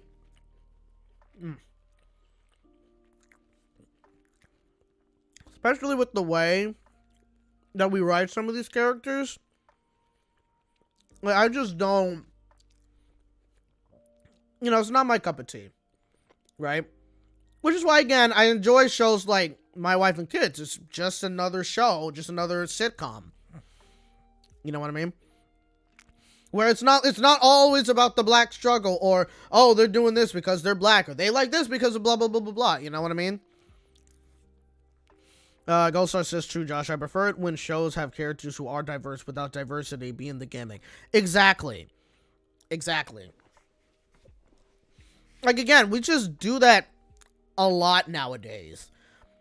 And we don't need to. Like, just, it's like, I was watching the Nostalgia Critic yesterday, and I was watching his review of Kim Possible, right? And the way that, because I have seen the Kim Possible remake movie that they did a few years ago, and there were things that he mentioned necessarily in that particular Northwestern Railway says more diversity is a great thing. The issue is when you trade old stereotypes for new ones. Agreed. Fully agreed. But yeah, but when he was showing, you know, of course, clips of Kim Possible with, you know, and whatnot, I just find it so weird how, like, the way that they write the movie Kim Possible, or just how, like, or just the writing in the movie and how the characters are and yada yada yada, you know what I mean? Like, it's so weird that they kind of just bring attention to the fact that, oh, Kim Possible is a girl and she's a superhero, and you have, like, the pillow in her bedroom saying girl boss, or when Draken was saying henchmen attack, and then Shigo was like hench women attack. It's like, do we really need to be doing this kind of stuff?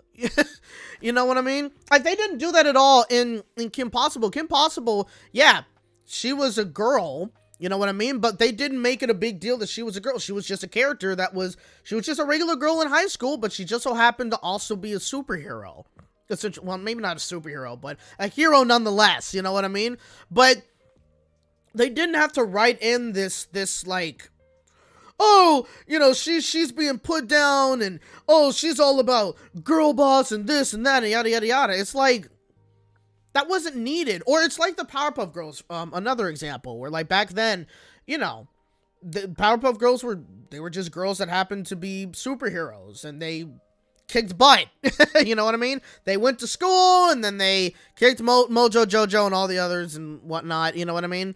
Like, your mom says more with this forced girl power fluff. Yeah, like, that's what I don't like in, like, the modern media, is that, you know, it's like, you know, where things will just feel forced that way, where it's like, yeah, let's go ahead and make it known that we're doing this for girl power and blah, blah, blah. Or, you know, I just don't like, again, you will have, like, characters from certain movies or TV shows back in the day where it's obviously, like, it's a strong female character, right?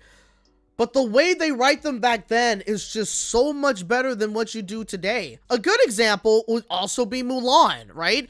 Mulan in the original, like, 1998 and 1999? But you get it. Like, that movie, you know, you had Mulan where she was a klutz, she was clumsy, you know, and obviously she was weaker than all the other men on the other team, but she worked very, very hard and also worked very smart to be able to get to at the level of everyone. But she also kind of, I guess, encouraged or inspired all the other men who were not necessarily the greatest as well, right? Also kind of inspired them to get better at their skills, and they all were, you know, on the same level playing field when it came to being in the army at that point, right? Whereas in the remake, they decided, hey, Mulan is born with these special powers, and she is already born with chi. And she doesn't necessarily need to learn anything or change anything. No, the only thing she needs to do is just pull back the chi that she has and just, like, never, ever, ever, like, let it out so everybody knows that you have such strong chi and whatnot. But then also they have, like, this whole thing where it's like, oh, you're trying to lie to all of these guys. You know, you're really a woman. Like, you had, like, that lady, that other, like, lady sorceress be like, you're trying to pass as a man to be in the army, but your chi is weakening you because you're trying to deceive them. But you know that you're not, or something like that, because obviously in the army, a woman can't be in the army and yada, yada, yada. You get what it is. But they had to make this big thing of, like, oh, I'm going to reveal myself and Something like that. I don't know. I haven't fully seen like all the movie. I haven't seen the movie. I would rather never watch the movie. But you get what I'm saying. The kind of stuff that they were doing when it comes to the writing and stuff like that, it's just bad. You know what I mean? And again, it's like the way that they do it in movies and television shows nowadays is like, it's like we had better characters written back in the day, you know what I mean? And now when you do it this time, they're like a certain kind of stereotype or whatever, and it's like somehow we just don't know how to create good characters anymore. Not in every single show. There's a lot of shows where we do really good, but there's just certain shows or certain movies where we've just gone so far back, and it's, I'm just not a fan, you know what I mean?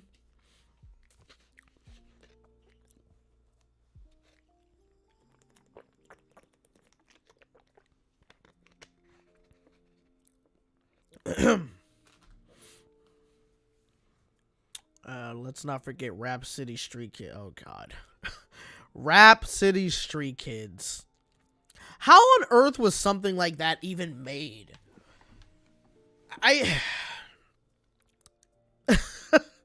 Rap City Street Kids. I just have no idea. Oh my God, I have no idea. Like that.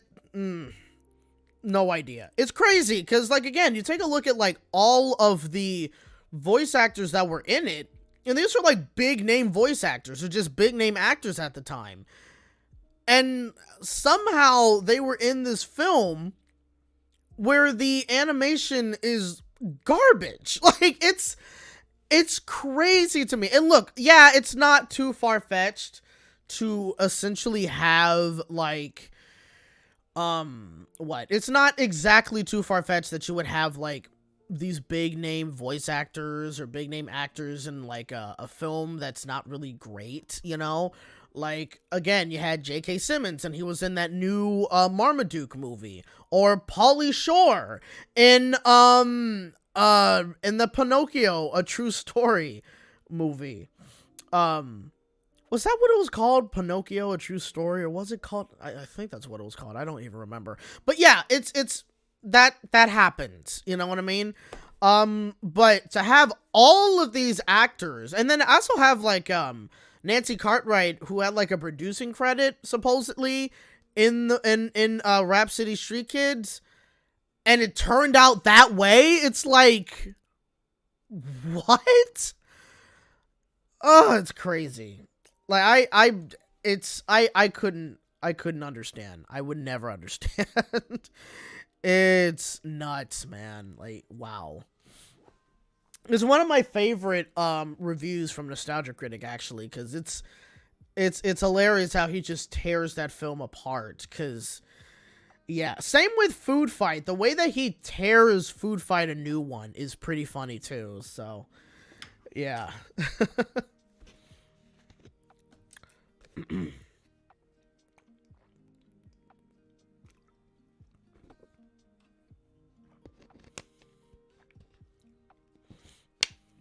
Kawhi Live Antonio says, I guess the celebrities did that for easy money. I mean, probably, but also I think, like, if I had to take a guess, like, a job is a job, you know what I mean? And so, like, I would have to assume, or I wonder if, like, the producers of, like, those films, right, if they, like, ask personally for these artists to be in the film, and if the artists say, yeah, I'm fine, we'll do it, then that's how it, I don't know. It's yeah. It's either that, or again, like, I mean, yeah, at the end of the day, like, a job is a job for a lot of these actors. And the other thing is, like, is as long as the job is union, you know what I mean, they'll still be submitted to potentially be in this role, you know, so yeah, again, I can't say I fully know how it all works and whatnot, but yeah, I couldn't give you an answer as to why or how some of these people get into these crazy films, but yeah. Kawhi Live Antonio says, yep, Food Fight had a history as they did a finished film, but that ended up getting stolen for some, but that got stolen for getting a redone as that ended up being rushed. Yeah, I have to wonder, like, how the footage got stolen and how they never got it. Like, did the person who stole the footage just delete the entire movie or something? Because I'm surprised, like, we never got to see, like, that version of, surprised we never got to see that version of Food Fight. You know, I mean, because, yeah, you could see the trailer for what the original Food Fight was going to look like. And while the animation doesn't necessarily look all that much more better, at the same time, it's still definitely an improvement. It might have, the whole movie as a whole probably would have looked a little better, especially considering it was going to come out in, like, the early 2000s. So, like, at that time, it would not have been, it wouldn't have been, like, an issue, I think, for most of us. We would have probably most likely said, yeah, the animation is outdated, but I don't think we would have freaked out as much as we are now with the way the movie is, you know what I mean? The intended trailer looked a bit better. It did. It 100% did. But yeah, like, it's crazy that they had to animate the entire film again, and I wonder, like, when you take a look at that particular final cut that we have, is it even, like, fully rendered? You know what I mean? Like, did they fully render it at all, or did they just go with this just so they could have something and just put it out? I have no idea, but yeah, it's crazy that that's Food Fight. And I actually watched the entire film of Food Fight, I remembered. And man, was that a trip. Was that a trip? That is a crazy freaking movie. Bum, bum, bum, bum, bum, bum, bum, bum.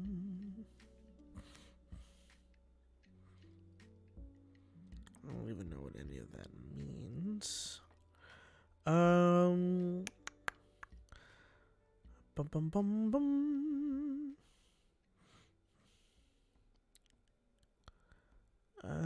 Let's see. Imagine all those greedy companies doing a stupid decision by writing off every show that they own and replacing them with else. I don't even know what that is.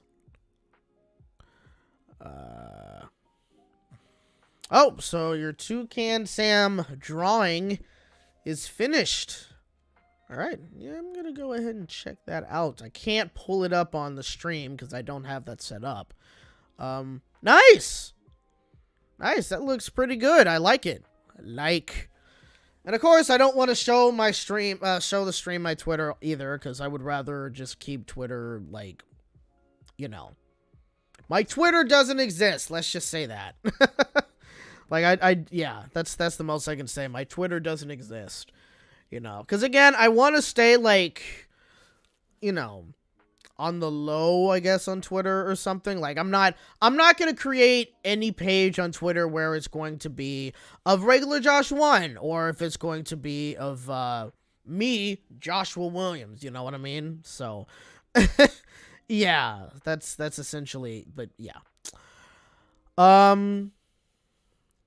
Yeah, Twitter has its problems. It does. Like, and Twitter's just so toxic. I stay out of those.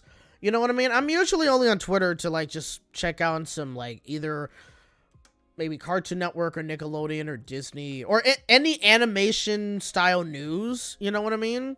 Or updates or theme park updates and whatnot. But yeah, in terms of, like, actually using it as a full on, like, social media, it's like, nah.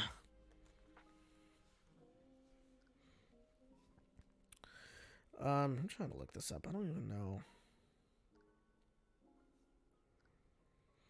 This is but often. It's still better than Facebook at least. I don't know. So I barely even use Facebook at all either. So it's, yeah. Kawhi Live Antonio says, indeed, the arguments go a bit too much. Yeah, fully agreed on that. Also, I find it funny that like Elon Musk was like, "Hey, I'm gonna buy out Twitter and turn it into X," and also there's not gonna be a lot of bots in the Twitter has a lot of bot problems, and so I'm gonna take care of it. And now there's just so many bots where like anytime you go on anyone's freaking post, like at the very bottom, there's gonna be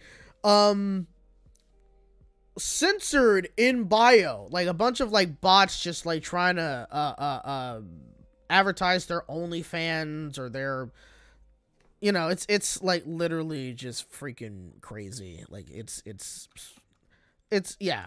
How is it honestly that you wanted to fix the bot situation, but you made it worse? Like, make that make sense. Like, I don't get it at all.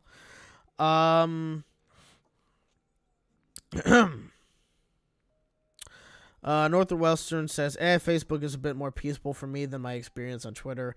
Agreed. Again, I stay away from all that weird stuff on Twitter, but at the same time, like, you know, I kind of have to, because I don't want to get into any of those. I mean, I don't really even, all I do is I'll like pictures or I'll like some news, and then that's it. I don't really comment on anything there, you know, because again, I don't want any attention on that particular page.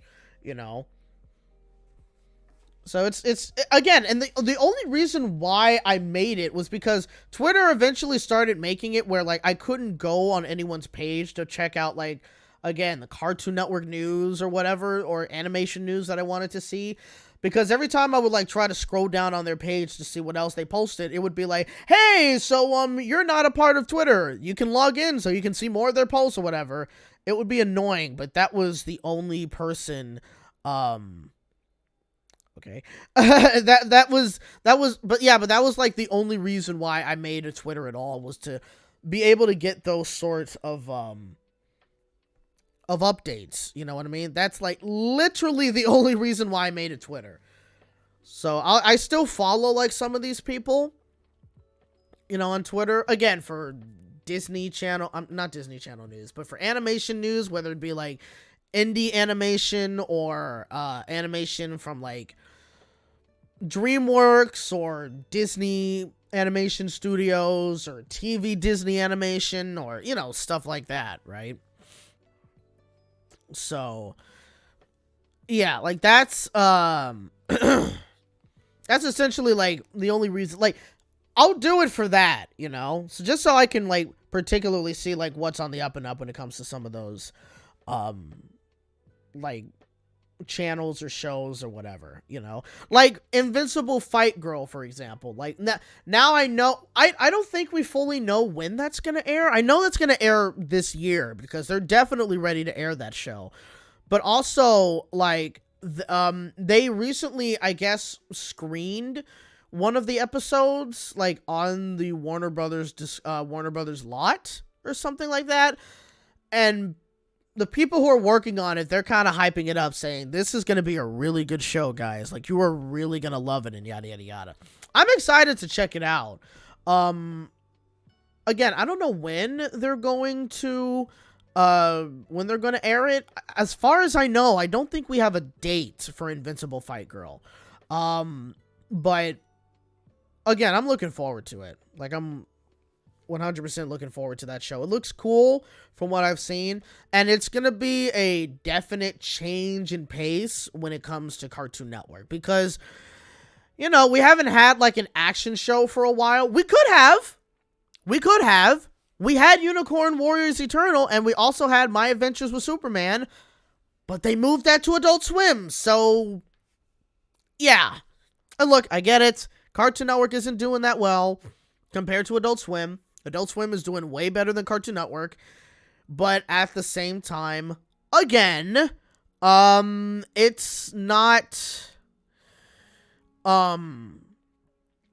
again, like, it's, when you hear Michael Owen talk about, like, oh, we want Cartoon Network to be more of a,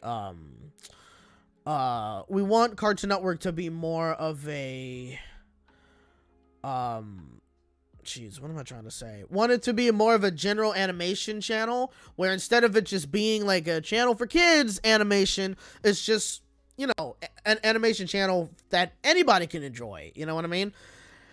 And so I don't even know if that's even still the plans for Cartoon Network at all, or what. I like literally have no idea. But Unicorn Warriors Eternal and My Adventures of Superman could have been that. But I mean, at the same time, I can also understand it, because it probably would have been weird to just suddenly air those two particular shows on Cartoon Network when almost everything that you see on Cartoon Network is definitely for children, you know? So they would have needed to kind of start leaning towards that direction to start making those like shows fit on the channel. Which is what they were going to do until the merger happened, and then Tom Ashkheim had to leave the channel. You know what I mean? So, yeah,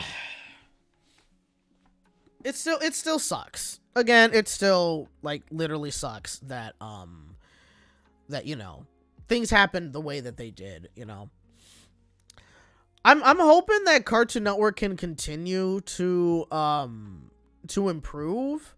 You know, or at least I'm hoping that they can improve. Again, I haven't really been like watching Cartoon Network at all, so I barely know.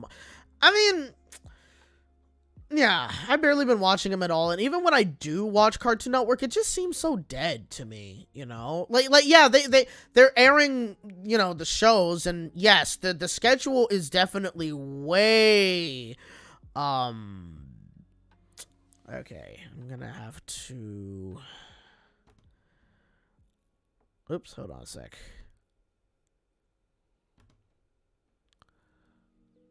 Okay. Just hold on.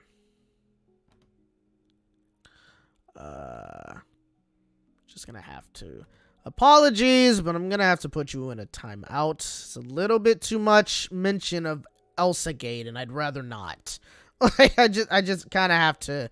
I apologize, but we kind of just have to stop that. But yeah, you're not banned, but it just needed a break from that. What was I talking about? Yeah, when it comes to like Cartoon Network, the schedule is definitely like much better than what it was before, I will say. But when I watch the channel, you know what I mean? Especially, like, when it comes to, like, say, the trailers or the promos that they have. Like, for one, I think I'm kind of a little tired of the current, like, rebrand or refresh that Cartoon Network has. Like, the Pastel one. It was kind of cool when it first aired, but now it's boring. You know what I mean? Like, the rebrand that Nickelodeon has, like, is still pretty cool to look at. You know what I mean? At least it's a little exciting, and they kind of constantly do some stuff. And then, like, with Disney Channel, there's, like, some cool things they do on that channel. Like, I like the bumpers there, some of the promos, and there's, like, certain, like, shorts that they do on Disney Channel, like how to draw this character, how to draw that character, or karaoke mishap, I think, or, like, theme song takeover. Like, that channel just feels so much more alive. You know what I mean? Whereas with Cartoon Network with Pastel, it's nothing. You know what I mean? Again, it was kind of cool in the beginning, but it's seriously overstayed its welcome. And it sucks because, like, I liked their Redraw Your World rebranding that they had a couple of years ago, right? I thought that was cool. But then, unfortunately, like, yeah, some of the bumpers they had was, like, really cool. They had, like, actual animated bumpers instead of the current bumpers we have now, where it's just, like, clips of certain shows, which is kind of weird. Like, with the Pastel bumpers we have, it's, like, clips including shows that don't really even air. You know, like, they'll have, or for a while, Adventure Time wouldn't air. It barely airs now. I think it's only on Sundays. You also have, like, Foster's Home for Imaginary Friends in there, or, Chowder in some of those bumpers. And it's kind of weird that they don't necessarily, like, air those, but they're in the bumpers. It's, to me, I find it a little strange.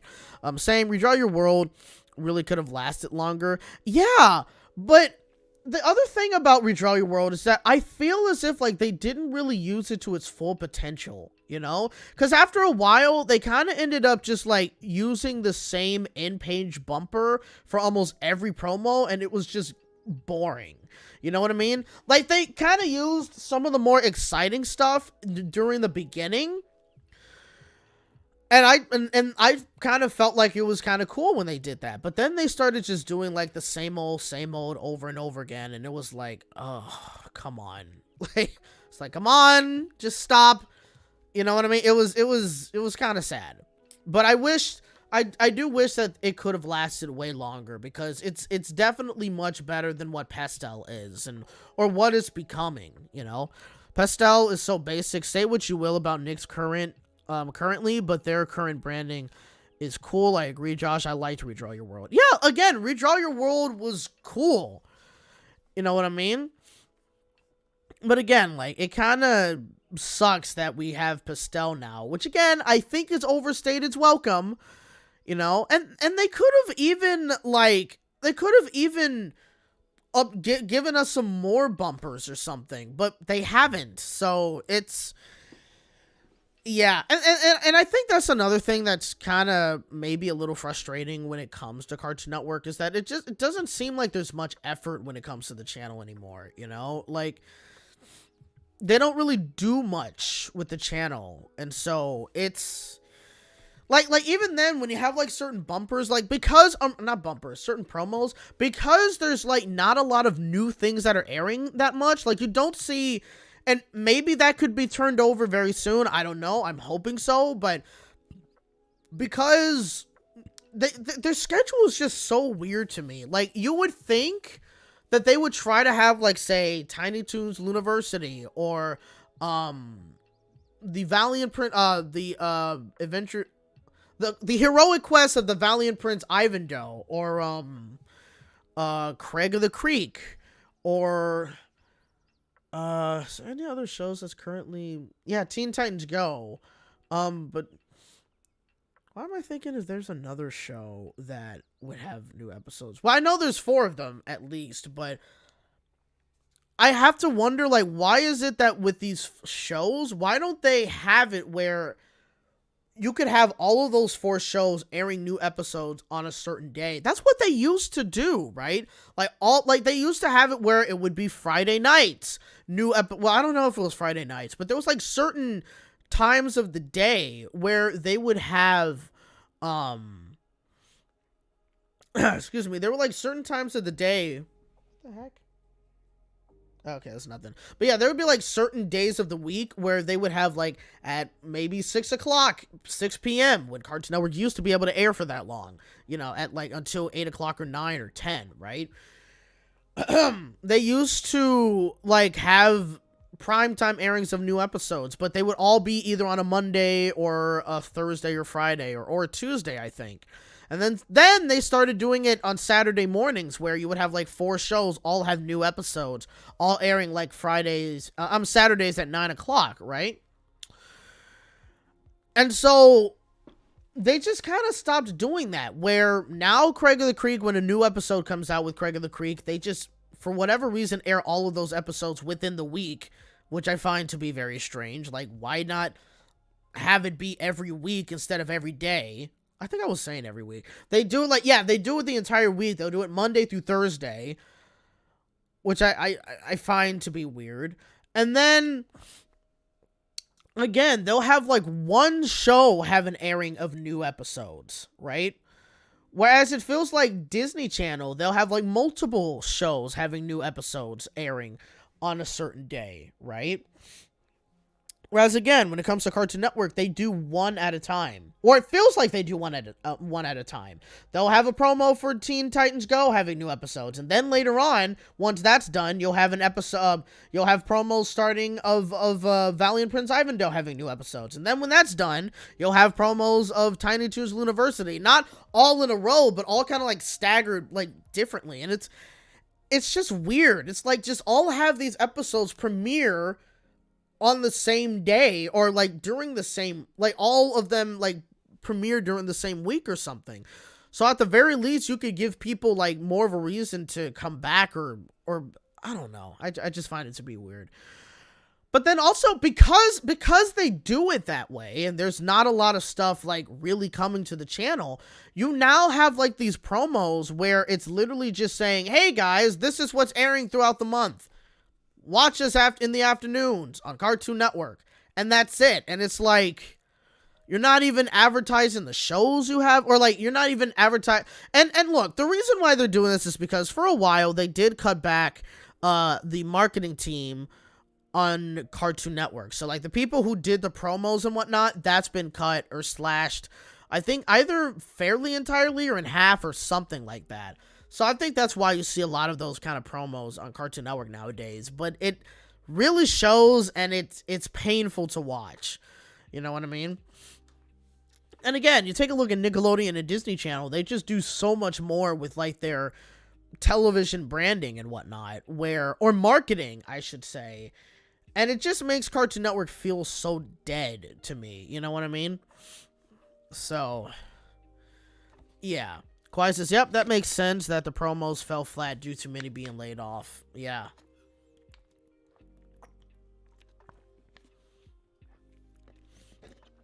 I mean, they have enough to do like individual, I guess promos for certain shows. Like they'll do one for Valiant Prince Ivandoe. They'll do one for,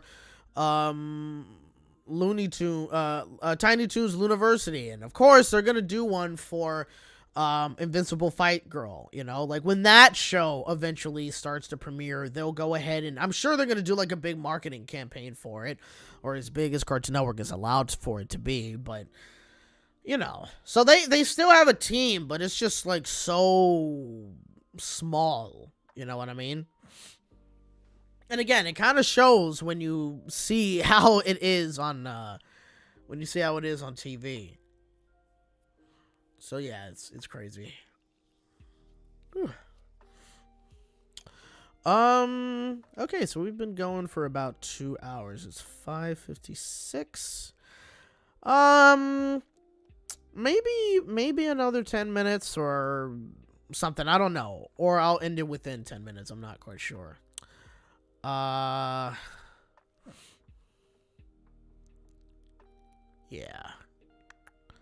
Bum, bum, bum, bum, bum, bum, bum,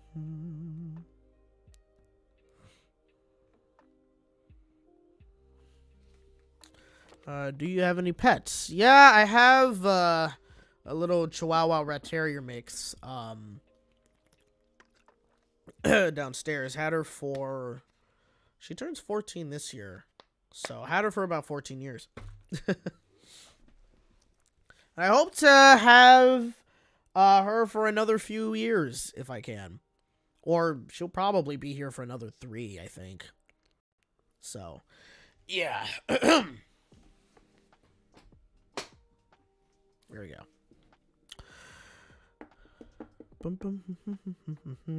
That's quite impressive. If you're talking about my dog, yeah, she's still doing good for how old she is, you know. My other dog that I had who passed last year, he was doing pretty good for his age as well. It wasn't, I think, until he reached maybe I think like 16 is when he kind of started to slow down, I think. You know what I mean? And he also wasn't like hearing as well, and his eyes weren't as he was starting to become like his vision was starting to become very blurry and whatnot. But again, like for the most part, he was still doing good, you know, until he passed. So yeah, but again, for her, she's still pretty good. She still has some energy. She'll still run. You know, she likes being outside and whatnot. So yeah. So I'm glad that she's still doing good. My family has 2 dogs, and one of them is a pug. Wow. Pugs are pretty, like, small, aren't they? Like it's, I'm, what is it like having a pug, I think?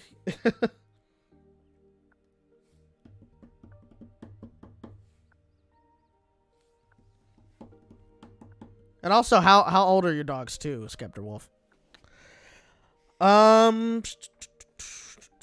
Your mom says, what is one show that is so bad you can't describe how bad it truly is?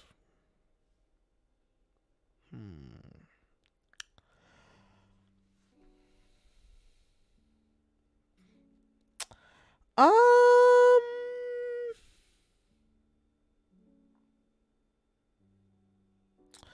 don't know. I mean, if there's anything that I've like been seeing recently. I don't know if there's any show that's so bad that I can't really explain how bad it is. No, I don't think so. So that's a really good question. I don't think I have an answer to that, or even like a show that I've seen before that I just really didn't like. I don't know. I can't come up with like something that's just so bad that I can't really even describe how bad it is. I don't know. That's again, that's a pretty good question. I'm not really sure.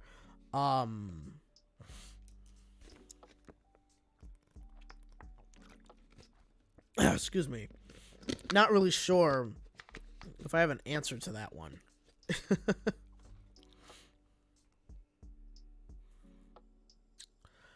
What's a show / movie you loved but will never watch again? A show that I loved but I will never watch again. That one's a tough one.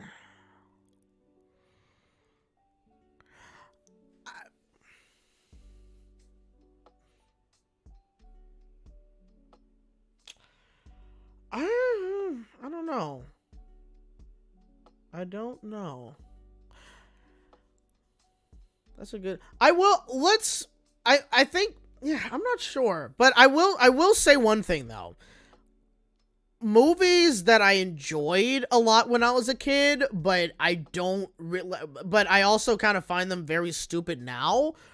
One is Cat in the Hat. That movie, I almost said show. I mean, it did have a show, but it definitely wasn't. I never watched it. It was on PBS, I remember.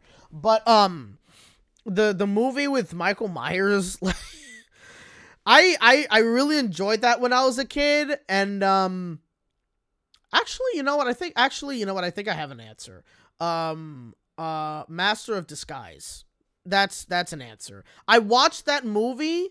Well, I can't really say. Actually, well, yeah. When I was a kid, I only saw that movie once. When I was a kid, I remember seeing it with the other kids in my class. I think it was like we might have done that during like summer camp or something. I don't remember, or summer school. But I remember we ended up seeing that movie, and we all enjoyed it. And that was the only time I saw Master of Disguise, right? But I can guarantee you that I will never, ever, ever, ever, ever watch that show as an adult right now, because I saw the reviews of the movie. I've also seen, obviously, Nostalgia Critics review of the movie, and it's like, how on earth was a movie like this made? It's so bad. How is this even a comedy? It's like, yeah, I'm never, ever watching that particular show ever again. Like, that's never gonna happen. So I guess I have an answer there. Skeptic the Wolf says, I can't tell how old they are, but the pug is my parents' dog, while the little one is my little brother's. I don't have a dog of my own yet. Well, if you have a dog of your own, be prepared for a lot of chewed up shoes, okay? Or things being chewed up in general, because when you get one, especially when they're a puppy, they have a chewing phase, and you can't stop it. You just can't stop. Even if you try to get them toys where they can continue gnawing on them, they're still going to end up chewing on your shoes at some point. So just expect that to happen. Yeah. But even then, to continue on, when I was talking about like Cat in the Hat, I really enjoyed that movie when I was a kid. But you won't catch me enjoying the movie now. Like, I think that movie is it's weird and odd and strange. I might have, like, some enjoyment out of it, but I can definitely see why people didn't like this film. Another one is the Bee Movie. I really, really, really loved the Bee Movie when I was a kid. I even had the Bee Movie game on Xbox. Or was it the PlayStation I had it for? It might have been the PlayStation that I had the Bee Movie game for, I think. But I really enjoyed that movie when I was a kid, and now when I watch the movie, it's so stupid. Oh man, like it's not, I don't hate it. I definitely don't hate it. It's just I acknowledge how dumb this movie is, man. Like, it's incredible. Like, it just, some of the storylines are stupid. The comedy is just so weird and whatnot. It's a weird world. And yeah, like, the B movie is something else. B movie was a certified hood classic, not gonna lie. I still watch the B movie, and I remember watching it back in the 5th grade, and I remember watching it during Christmas Day in 2018. The B movie was real interesting. It is, but like it's crazy because they get things like they get certain things wrong. Again, there's some kind of inconsistencies when it comes to the story, and again, like also the characters are kind of off, I guess. The only characters that I really kind of like agree with in the whole film is kind of partially Adam in some ways, but Montgomery and Ken. Those are like the only sane characters in the film when you really think about it. So yeah. You like jazz? Oh my god. Yes. Crazy. Also another film, great stream, Josh. I'm gonna get dinner started later. Since it's getting late for me, I'll message you soon. See you guys another time. Thank you so much, Gary the editor, for listening in and joining in the stream. Glad you were able to catch one this time. But yeah, another film. And it's not necessarily that I don't like it or whatever. It's just I haven't really had the interest of watching it at all. Hop. I used to like really enjoy Hop when I was in middle school still, in the 8th grade. And like I remember seeing that movie twice in the movie theaters, and I was excited to get the film on DVD when it came out, and I would watch it a lot. I just haven't really had much of an interest of checking out that movie now. I don't know why, but I kind of just lost interest in ever like watching the movie again.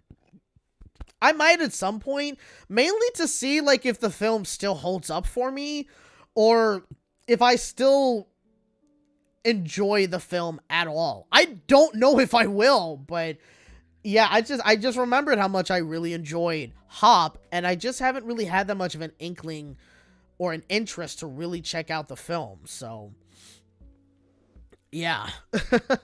Again, I might at some point, but as of now, I'd have to say no.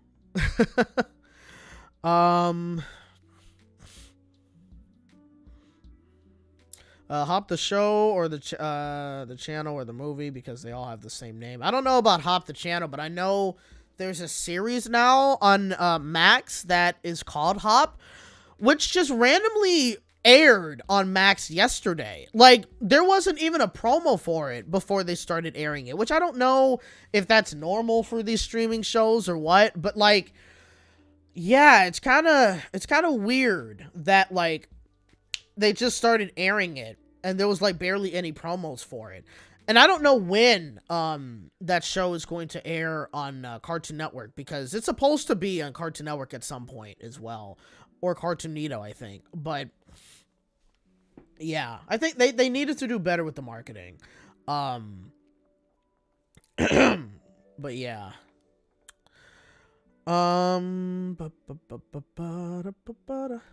Yes, Hop, the lowest grossing Illumination movie. Honestly, I didn't even know that was the lowest grossing Illumination movie. I probably could see why, to be honest. I probably could. Skeptor the Wolf says, I still enjoyed B-Movie since I was 5 when the movie came out. I never understood the hate for it besides its memes. Yeah, again, I don't hate the B-Movie. Now, it's just, I mean, I don't think I could, because, again, I had, like, a big enjoyment of it when I was a kid. But at the same time, though, like, I can see so many inconsistencies and what makes the movie so dumb. You know what I mean? So, yeah, because of that, I can't necessarily, like, really enjoy it. I can't enjoy it as much as I used to, if that makes sense. I remember watching Hop when I was a youngster, but looking back at it, yeah, it's pretty bad and cliche. You know, the one thing I never liked about the Hop movie, I think, was mainly, like, when it came to, I don't remember, the guy's name, the guy that Evie was with throughout the entire movie. I don't remember his name at all. And also the dude that, you know, apparently became, like, the Easter Bunny at the end of the movie or something like that. It was, thinking about it now, that's kind of strange, but yeah, but I never liked how cruel his family members were to him, you know what I mean? Like, his little sister was cruel to him, and his father and his mother just had, like, such low expectations of him, didn't believe in him at all and whatnot, and I never liked that, you know what I mean? It's kind of like, you guys don't have to be that harsh, you know? It's like, I never liked that. Liked it when I was a kid, and I probably wouldn't like it now if I were to be watching it. So, you know. Fred, that's his name, Fred. Yeah. Yeah. Goldstar says Max almost never promoted its kids shows, not the greatest way to attract viewers.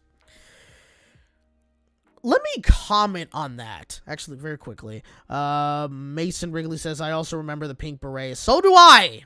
The pink berets are adorable. That's all I can say. They're cute. I mean, of course they are. Rabbits are like the cutest freaking creatures on the planet, okay? Don't at me. Okay, but, yeah, might be a little biased, but yeah. But anyway, Gold Star, I'm glad that you mentioned that. Max almost never promotes its kids shows. Not a great way to attract viewers. Let's talk about that, because if you guys remember, I think it was somewhere, I even find the Pink Beret song to be so catchy. I don't even remember them having a song, but I guess they did. But, I think if you guys remember, it was sometime last year. I think it was during their upfront. Was it during their upfront, or was it just during, was it during their shareholder meeting, or I don't know, but it was during one of those meetings, and I almost called him Bob Chapek. What?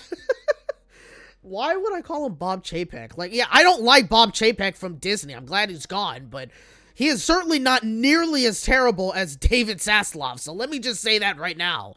But David Zasloff was talking about, you know, like, oh, we haven't cracked the code on kids viewers yet, and talking about, like, oh, you know, like, we have so much content on our streaming service, comparable to all the other, like, to the other streaming service. We have so much content and IPs for kids to watch, and yada yada yada and whatnot. And yet, again, we talk about how, like, oh, well, you talk about, like, oh, you want to crack the code on kids' viewers, but you're cutting back a lot of their shows, you're cutting back a lot of their movies, writing things off, blah, blah, blah, blah, blah, all that stuff. But what's also, like, even funny about this is the fact that he changed so much of the streaming service. Or he at least changed the name of the streaming service, in part, not fully, but in part, to be able to attract more families to the streaming service. He felt HBO Max was scaring away the families because of the title HBO in it. So that's why it's just Max. Still a stupid name, but that's why he changed it. But, excuse me. But, like, he changed it to Max so he could also attract more family audiences to go to Max and see the shows for their kids and, you know, stuff they have for families on Max, right? But then they also, again, like, talked about how much he wants to you know, bring in more of the kid audience and, you know, kind of boast of how much content they have that could, you know, be comparable to the others. Well, here's the thing. If you take a look at all the other streaming services, like Paramount Plus, even though Paramount Plus recently just cut a lot of their shows, unfortunately, which I think is stupid, but even then still, I'm going to include them. Paramount Plus or Disney Plus, and Netflix, right? I don't know necessarily about Amazon, because I don't really check out Amazon, nor do I know about Peacock, but if you at least look at these three bigger streaming services, they have so much when it comes to like content for kids and families to watch. I mean, definitely Disney, of course, but like the other ones, they have a lot of things for families to watch, a lot of movies and animated shows and preschool shows for them to watch. But then you compare that to Max, right? And there's so many shows that they have for kids and families. Again, movies, TV shows, preschool shows, and whatnot. And there is so much less from those particular, like from that streaming service. Again, Paramount Plus alone has way more than Max. Netflix alone has way more than Max. And Disney Plus alone has way more than Max, right? But Max, talks about like, oh, we have so much shows on, we can put all these shows on our streaming service and blah, blah, blah, blah, blah. But they're not doing it. Yeah, they're slowly adding these newer shows right now, but they're barely even advertising it. So you want to talk about like, oh, we got to crack the code and try to bring all these kid viewers to our streaming service. But when you have new shows to premiere on the streaming service, you barely even advertise them. Like, you don't even really advertise, like, say, any of the shows, like Tiny Toons University on Cartoon Network. You're not even advertising on Cartoon Network that you can check out those episodes on Max. You're not doing it for Valiant Prince Ivanhoe, which I'm not fully sure if that's on Max, or is it? I don't know. But either way, still, you're not advertising that. And so when you're coming out with these new shows on Max, how do you expect any of these, like, you put it on YouTube where it's like, hey, here's a new show on Max for the kids to watch or something. And then that's it. You're not even advertising it on TV that it's on Max. It's so weird. And then when you do have any advertisements on Max, it's for everything else. It's for the reality series or maybe the HBO series or whatever. But nothing for any of the kids stuff or any of the family stuff. You don't advertise anything. It's so weird that they don't even have like a promo for all the Cartoon Network stuff that's airing on Max to be like, hey, if you like Cartoon Network, then check out Max, where you have all these shows, your favorite shows that you see on TV, you can see it on streaming and yada, yada, yada. They don't do that at all. And it's like, why? It just doesn't make, it doesn't make any sense to me whatsoever that they are, that like they want to try to bring in more kids to their streaming service, but they don't even want to advertise their stuff, or they do like barely anything to advertise it. It's so weird. I don't understand the mindset behind that. Like, it just doesn't make sense to me. I mean, like, even when you take a look at, say, like Nickelodeon, like even like a little bit even before they took Big Nate off of Paramount Plus, they were advertising on their main channel and all the other channels that they have that Big Nate season 2 is continuing airing on Paramount Plus. They were bringing that up a lot during their commercial breaks. They are doing it for the new Dora series. They were doing it for Avatar, I think, on Nicktoons or something. Not the Netflix series, but the original Avatar series. They were advertising it there. They do a whole lot more in terms of advertising what shows are on Paramount Plus, right? And even Disney Channel. Disney Channel also talks about shows being on Paramount Plus. Like, catch it here on Disney Channel and also check it on Paramount Plus or whatever. You know what I mean? But again, when you take a look at Max and whatnot, they're not even doing any of that. It's like, I personally don't get it. I don't get it. Like, they just have to do way, way, way more when it comes to marketing. If you really want kids to see your shows that you're posting on Max you gotta advertise it. Not only that, but you also need way more shows for them to see. Put more of the Cartoon Network older shows on there. All right? Try to acquire more rights to be able to put some more shows for them to see. Or like more shows that were on Cartoonito, right? Like Mush Mush and the Mushables at the time, or Bing. You know, try to acquire the rights for those shows again and just put them on the streaming service for Max. Or do something. There's something that you guys just have to do if you truly want more kids to watch your show. Like, it's... Or watch your show, watch your streaming service. Like, it should be a no-brainer, but they're not doing it. It's so weird. Yeah, it's just so odd. You mean Disney Plus? If I didn't say Disney Plus, then yes, I meant Disney Plus.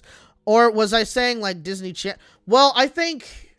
No, I don't know. I think what I was trying to say was that on Disney Channel, they do also advertise that their shows are going on Disney Plus.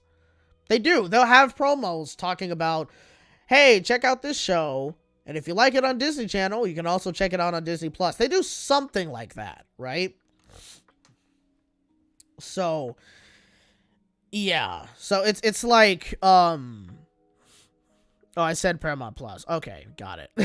But yeah, you get what I'm saying. Like, regardless, they just need to, Warner Brothers Discovery just needs to do way more when it comes to their streaming service. You know? So, yeah. It should not be that you see all of these promos for Max and it's for everything else, but you barely even post anything about family stuff at all. It's just like, oh, it's a family stuff. It's all good. You know, it's like, I don't know.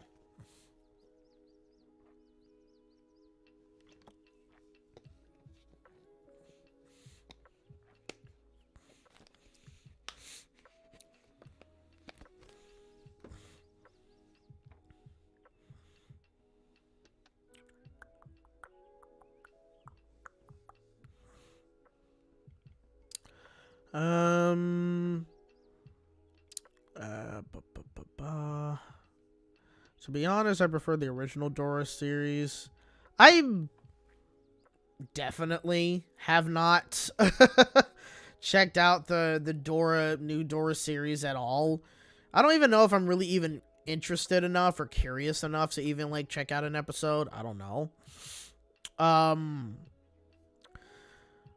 I could. I don't know. I probably should. I'm not going to make a video about it. Like, I doubt that I'm going to. But, yeah. I may check out the series at some point. But I just, again, haven't necessarily had much of an interest, really, to, like, check it out, you know. So, yeah.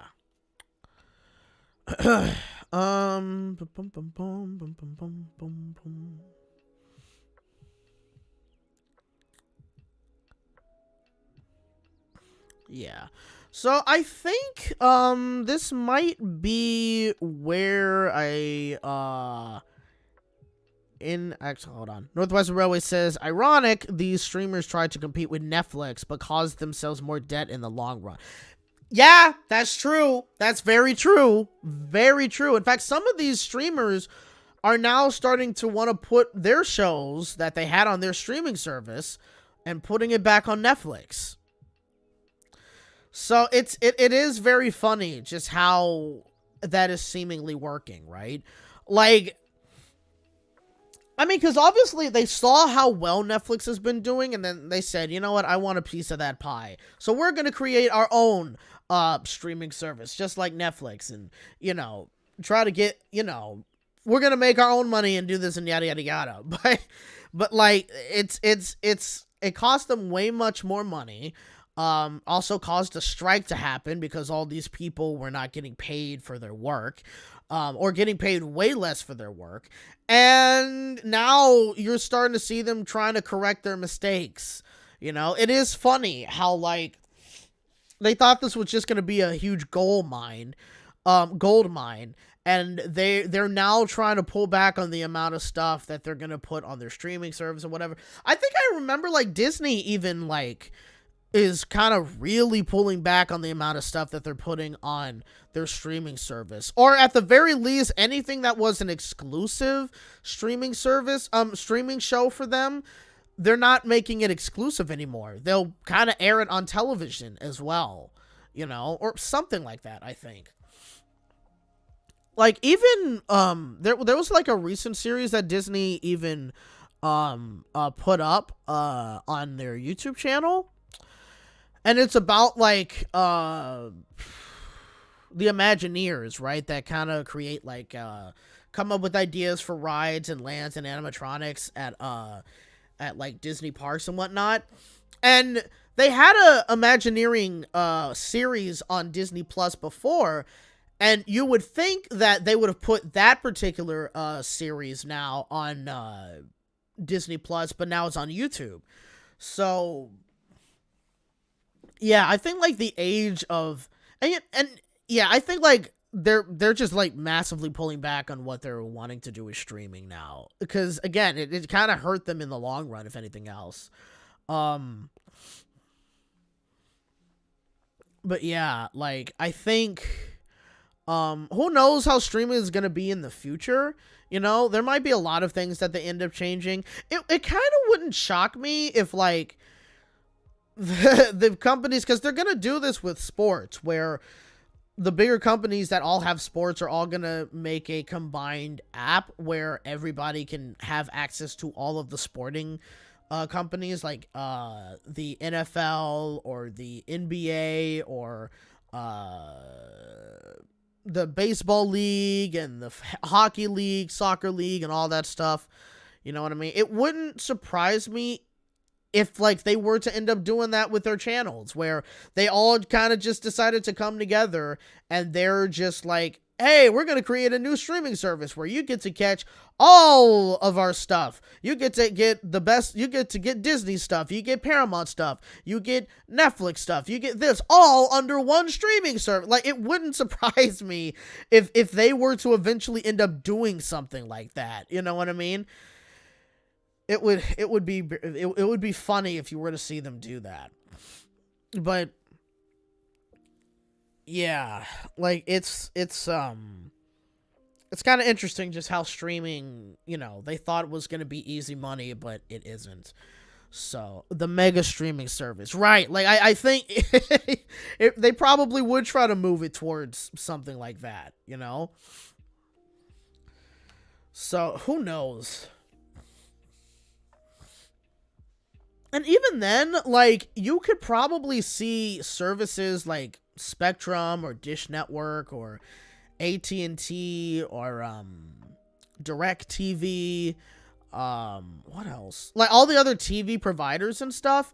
Like, it wouldn't surprise me if they were to even try to, you know, maybe move away from just having cable boxes and just moving towards streaming, where you can just download the app, pay a certain amount of money each month, you know, and essentially you get like broadcast channels like you're getting right now, but then you also get like, you know, I don't know. It would be interesting to see like what they would do necessarily, but yeah, streaming, the landscape of streaming is definitely like starting to change right now, and it's 100% not going to be the same in the near future, I think, you know? So yeah. But yeah, guys, I think this is where I'm going to end it. I am getting hungry, so I am definitely gonna want to go downstairs and make me some sort of dinner. I would rather not buy anything, but I might. I don't know. But yeah, I hope you guys enjoyed this stream. I'm not 100% sure if I'm going to be posting a video next week. I still have to work that out with Alex, and, you know, see if he is available for to be able to edit some sort of video this week. If he could edit like 2, that would be awesome, but I doubt he'd be able to. Since I didn't really talk about it all that much, I might talk about the Paramount Plus purge when it comes to a video, and then I might talk about another topic soon as well. I'm not quite sure, but that really depends. But yeah, we'll definitely see what happens when it comes to this current week or when it comes to next week or whatever. Don't ask when I'm going to do another stream. Again, all of these streams are usually just kind of like, you know, they tend to be, not random, but like I never really plan out when I do streams. Like, at least unless I haven't posted something and it's like, well, if I can do one on Friday or if I can do one on Saturday, then I'll do it and da-da-da-da-da. So it's a whole thing.